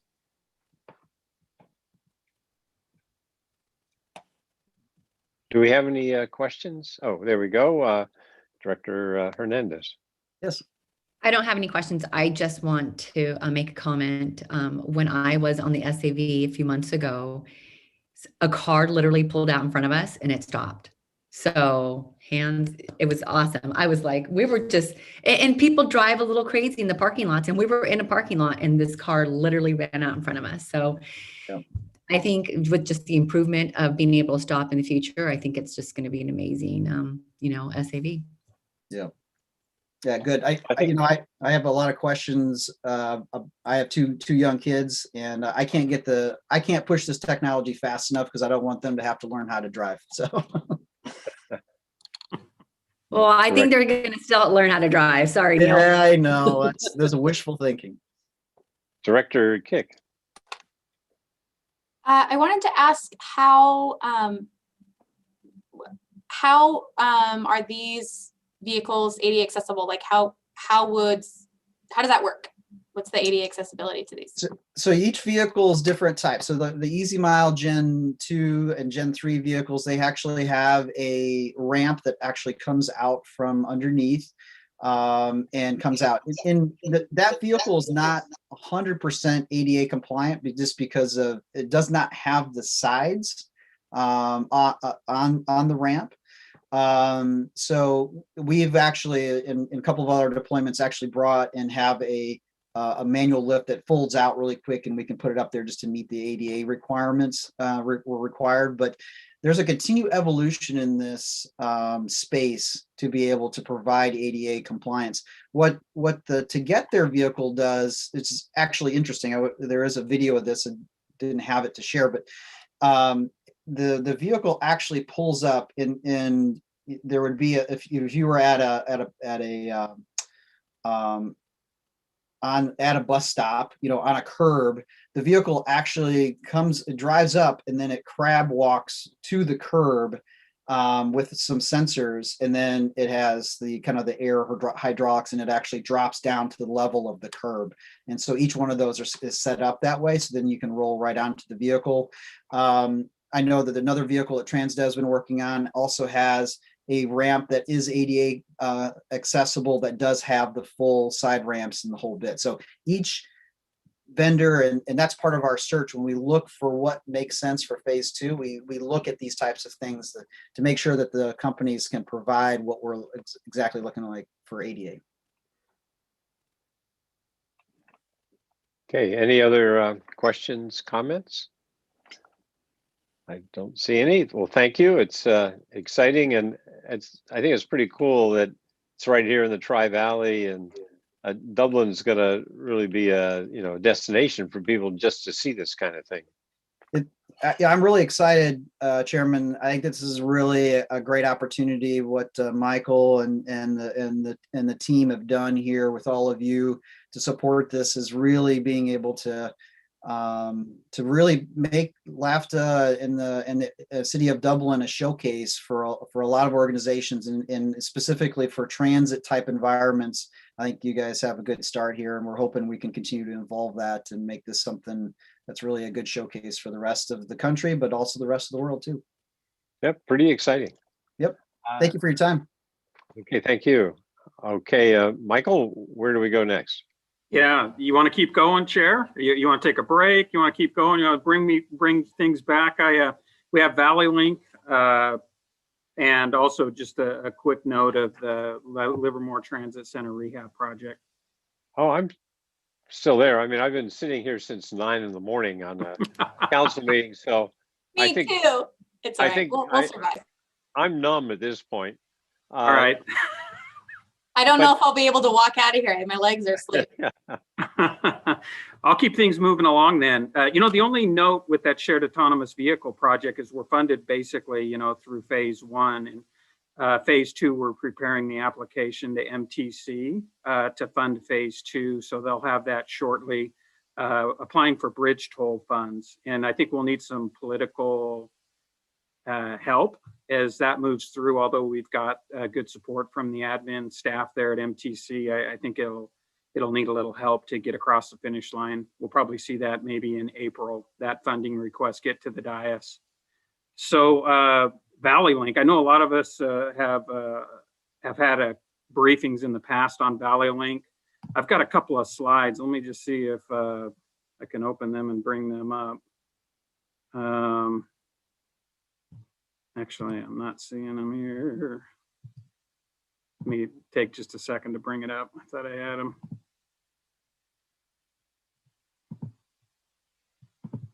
All right, here we go. Everybody see that okay? I think so. All right. There we go.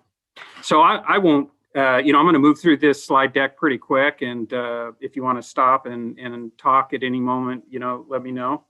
But obviously, this is what the 580 is quickly evolving back to coming out of COVID. And I think the big key thing here is this is like a typical weekday during peak times, which peak times are getting longer and longer. Basically, the Bay Area Council studies this roadway quite intensely because it is the top way of getting into the Bay Area, the top transportation corridor into the Bay Area.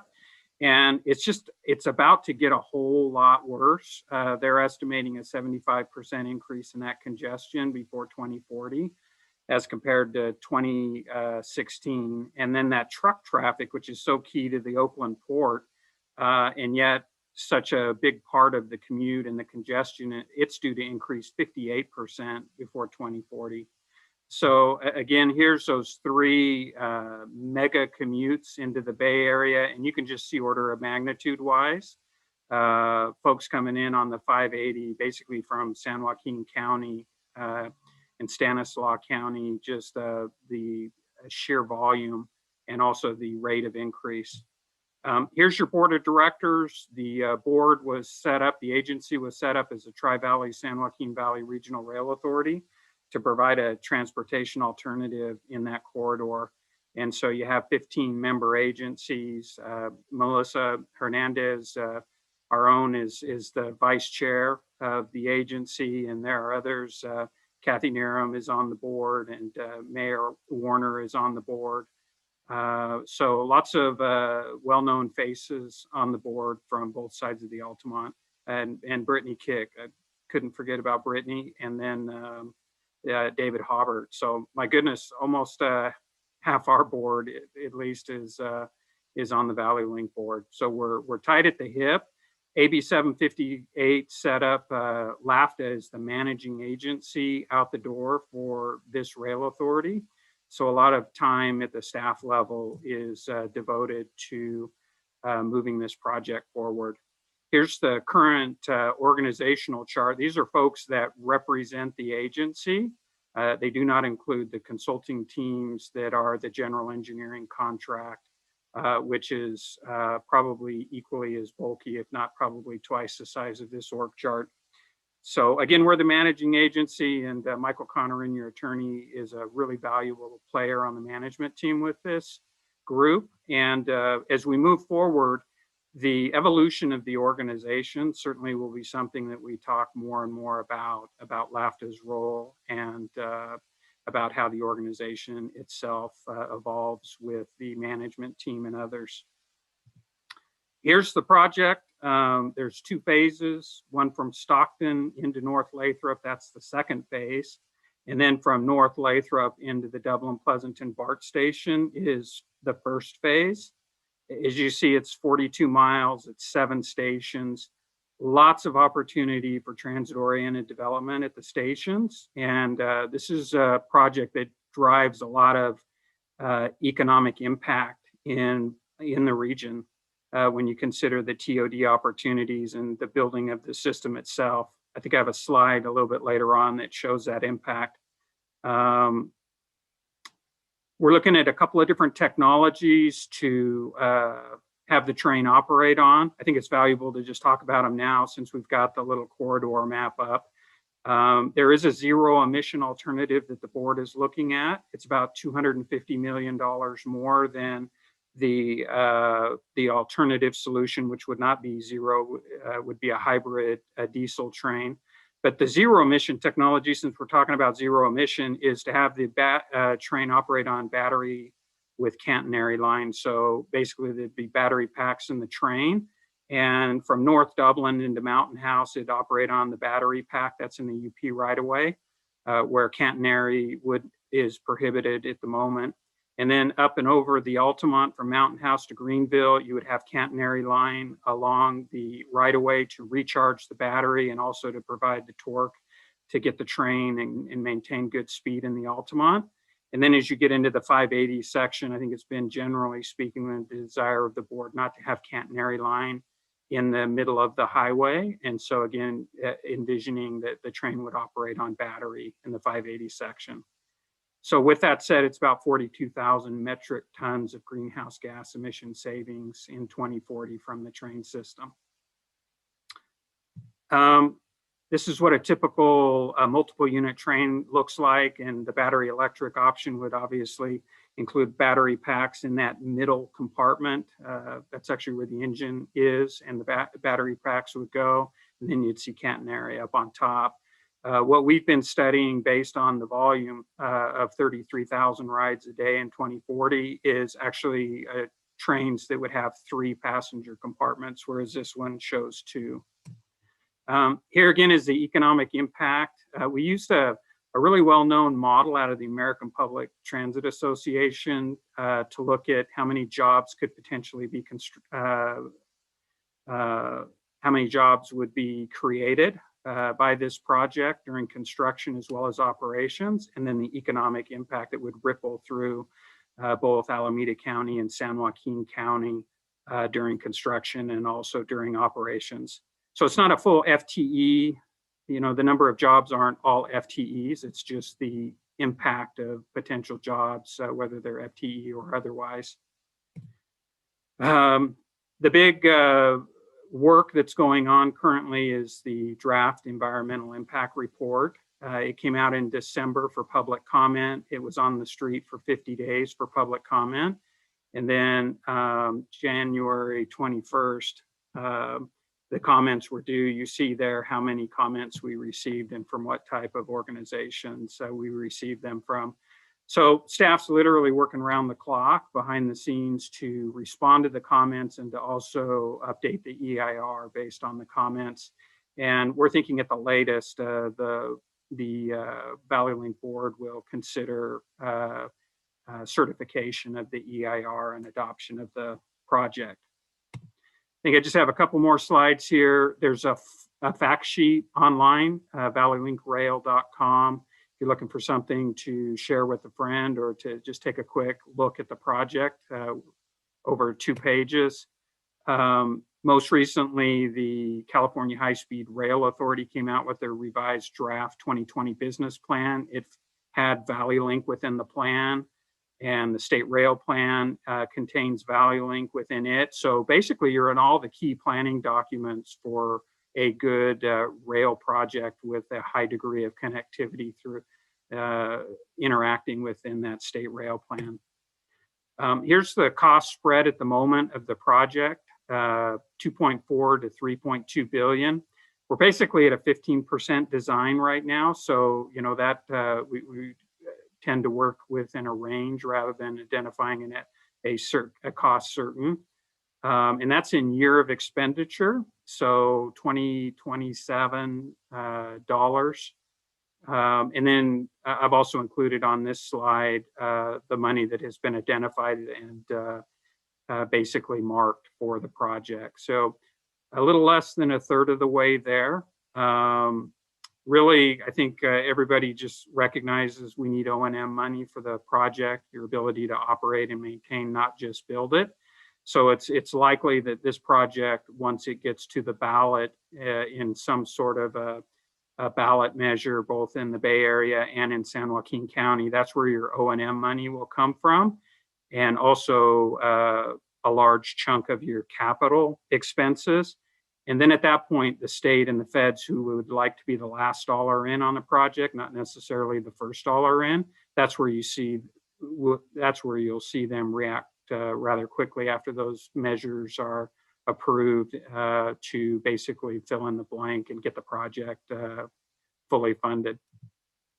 Here's a project schedule. Again, I think the big things are, when could it potentially be up and running? This is an unconstrained funding scenario, meaning money wouldn't be an object. You'd be able to just keep going as quickly as you could through 30% design and vehicle acquisition and final design and construction. And that would play out with the trains operating in 2028. So again, a large piece of this project really resides in getting to the ballot at some future date in the Bay Area and San Joaquin County.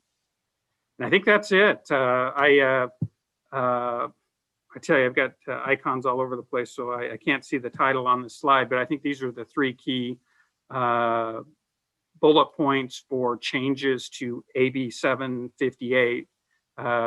State Senator Susan Eggman is running a bill, SB 548, to make a few changes for the authority. The bulk of the changes really are around giving it more tools in project development, design build tools, and also an ability to be exempt from local zoning and other related matters. That's typically something that most transit agencies have. And so we're going back to the legislature to see if they can grant those abilities to the rail authority as well. So that kind of concludes my quick look at Valley Link.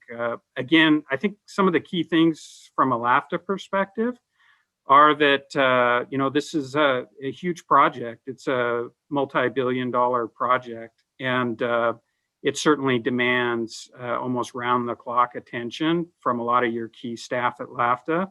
And I think as we go throughout the year and look at governance and organizational opportunities with this rail authority, I think you'll be right in the mix of those discussions to be able to help guide the agency. So Chair Warner, I don't know if there's any questions or not, but I think I stumbled through that one.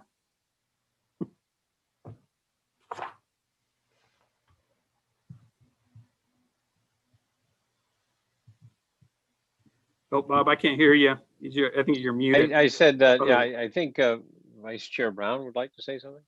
I had one question, yes. So you're going through the EIR process, Michael, but if you switch to hydrogen or you go to another energy source for Valley Link, will the EIR be all encompassing? Because obviously it would adjust the exhaust figures for air quality.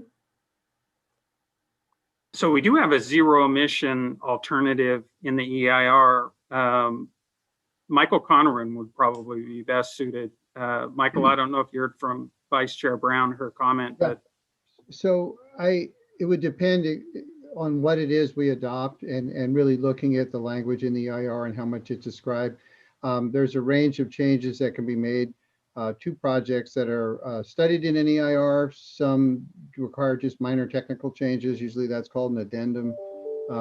It can go up to, I mean, a significant enough change, unfortunately, might trigger a limited recirculation of the document. But I think we do have a nice range of alternatives in terms of the power source for the vehicle, and otherwise the vehicles I think we're looking at are pretty much the same. So I think we've captured most, but if in the event that one of the alternatives or these desired motive power selection is different, we would just have to look at that and see if it's already captured or we need to make some changes. I did want to make one clarification to the slide on the board. I think our view is that the statute does not really technically require a connection between Valley Link and ACE in the Valley, but it's somewhat vague in its wording. So we're really just trying to clarify that. We don't think it's a requirement, but some folks have raised that question, and so that's one of the changes we're requesting would be made by SB 548. Thanks. Thank you, because that's kind of a follow-on question. We see a lot of buses parked at the fairgrounds. So that, and I think back of Robert Allen, Mr. Robert Allen, rest his soul, who wanted a parking space so that anybody coming over the Altamont could get into a carpool or a multi-vehicle like a bus somewhere over the hill. What if you're coming from San Joaquin County and you don't want to get on ACE and you're not looking to connect to BART, but you're a large, let's say an Apple bus, and they want to pick you up on the top of the hill. Is there anything into consideration for some sort of site that company buses could park?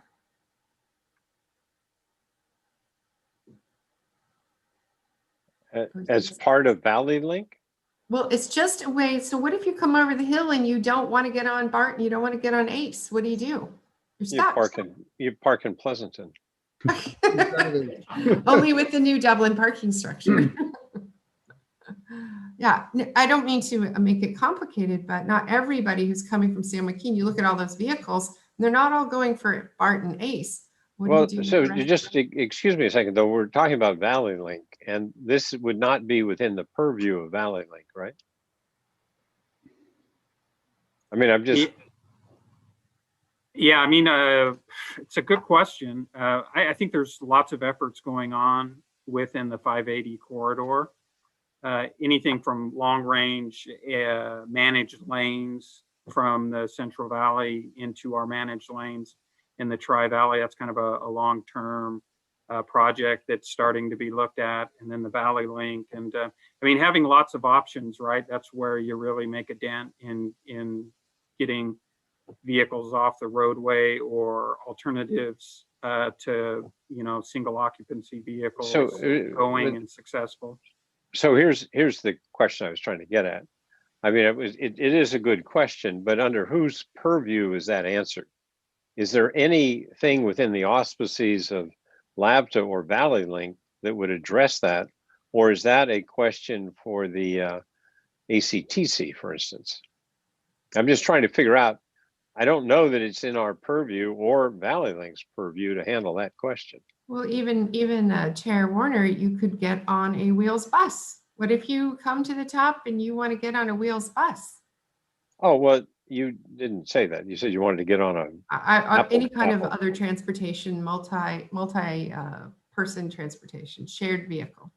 Well, okay, that I like I don't that. mean to open a whole box of worms. I'm just wondering. Yeah, I'm just I'm thinking, but your question is, do we want to have a park and ride kind of lot for Wheels buses, for example? Then you could get it in there. Okay. Right. For Wheels Okay. buses. Yeah. All right. Or autonomous vehicles that you come over and then you park there and then you get somewhere else in there. But I think that's an interesting question, but I'm thinking, I'm looking at the time. Yep. Okay. We can talk about it later. Any other comments on this? So how many more of these are we going for? Chair, I think we're done. We have the Laft Transit Center rehab project over in Livermore, and the 30-second soundbite on this is that, you know, we spent a lot of time partnering with the city of Livermore to relocate and rehabilitate the historic depot. And you've got a lot of infrastructure at that site that's LAFTA owned, which it's basically reached its life cycle, the paint, the amenities such as benches and so on. And so staff was successful at securing a $400,000 grant to basically get that transit center into a good state of repair to really match the brand new looking and functioning historic depot. So you'll see that over 2021 as we develop the scope of work for that. And then we'll bring something to the board in regard to an RFP and an award, I'm sure, to get that work done. Just wanted to make sure the board knew that that would also get some attention this year. Okay. And are we ready to move to item 7? We are at the staff level if that's the wish of the board. Well, no, is there, do we have more of these to go or? Nope, that was it. Okay, great. So I actually think that this was a really good update, especially, and not just for the new members, but I mean, for us that have been around a long time. Now, this is recorded. It might be worthwhile sending out some kind of email, maybe with a link, or because this I think is very valuable, and I think we covered in the last meeting some of this as well. But I just want to suggest that we make this more readily available than most meetings, just because of its content. Is Chair that Warner, Chair Warner, this will be on YouTube, so I can send you a link. okay? I was just thinking that, you know, in terms of communicating with the, you know, all of our citizens, that this is really good stuff. So just wanted to make that suggestion. And that, you know, we figure out on our website to maybe highlight it as there. And just a suggestion. Great So I think Jen, I'm actually finally driving home, so that's why my face is off. But I think what Jennifer's trying to say, that if she gives us a link, we can turn around and put it on our Facebooks or on Facebook for, you know, our own social media as well too. right. I think this is just superb amount of information. So, okay, with that, we're on to item 7. All right. Item 7 is really just an update on a couple of things that are going on. I think the big one is that today we began operating with free rides to the vaccination sites for those who are going to the vaccination sites and who have a need. That's both on our fixed route system and our door-to-door paratransit. So I think that's significant, and I'm glad we're doing that. We're still monitoring really closely the schools reopening, and thus far I think we feel that we can handle the schools reopening with the information that we're hearing at the moment and not have a whole lot of issues going on. I mean, I just think it's worth reminding the board that during COVID, we weren't hiring because there was nothing to hire for. And at the same time, we lost probably about 15 to 20 of our drivers. And so we think as the economy or as we get COVID in the rearview mirror and we continue to get out of the pandemic, and with the schools reopening, that we've got the game plan where we can accommodate the customers. And I'll just stop right there. Basically, there's a lot going on at LAFTA, as you can tell, and you know, I'm comfortable with the team and you know our ability to respond and be ready to go. So, Okay, any questions or comments from the board on the this report? Oh, Director Naren. Yeah, thank you. I'll make this quick. So when I look at the monthly unlinked boardings, what I'm curious about, you know, you read a lot about BART and people don't feel it's safe. They don't, both, you know, from a crime perspective as well as the COVID. And I was wondering if we have done any work, we know what the perception of the buses is as far as getting riders back. I mean, I know that you've done a lot of steps, but I guess I wonder if our ridership, you know, is aware of that, or if we understand why people aren't back taking the bus. And maybe that's a subject for another meeting. we can certainly bring that back. And Tony, if you've got some thoughts on that. We did do a survey of current passengers and passengers who had stopped riding because of the pandemic, and asked them what it would take for them to come back to riding the bus again. And among the people who were previous passengers, the number one response was, my company or my school tells me I can come back to work. That was like a third of the people. And then another third was when a vaccine is developed and widely distributed.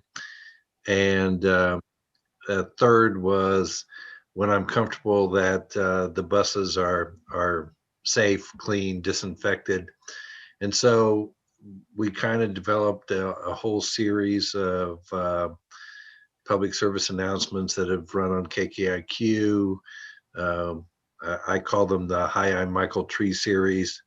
And he's done probably 10 YouTube videos, and we put those on Facebook, demonstrating various disinfecting activities and showing the hand sanitizers on the buses and the wearing of masks and all of those things. So I feel like people are comfortable with the schools returning. I did a peach jar post for Pleasanton schools last week, emphasizing the things that we've done so far, and also kind of the basics of how parents should get their students ready to ride when they do return to school. Okay, thank you. That makes me feel good. I think you're certainly well ahead of, BART and kind of the perception there and the concerns there with their ridership or for their ridership. Certainly, I know I'm not ready to get on a BART train yet, but I would get on a bus, LAFTA bus. Thank you. Yeah. Director Kick and then Director Josie. I was just going to say, I agree with Bob. This is very cool information. I feel lucky to be a part of basically the future. Like the future is here that we talked about when I was a little kid. And my kids are going to see it as normal. So they can't wait to go ride the toaster. It's a fun weekend plan. We keep meaning to go do. So good work, team. High five, virtual high five. Director Josie. Thank you. I just had a quick question about the free rides to vaccination sites. On the fixed bus, the fixed routes, can you give me a little bit more information so that we can pass on to our constituents anything they need to know in order to get a free ride to a vaccination site? They just go to any bus stop, get on and say, I'm going to a vaccination site. What is it they need to do to do that? If you're going to a vaccination site right now, you've got an appointment and you've got some sort of either a paper or a digital QR code. And if you show that to the bus driver, either a piece of paper that has an appointment that is that day, then your ride is free to and from the appointment. Perfect. Thank you so much. Okay, Director Hernandez.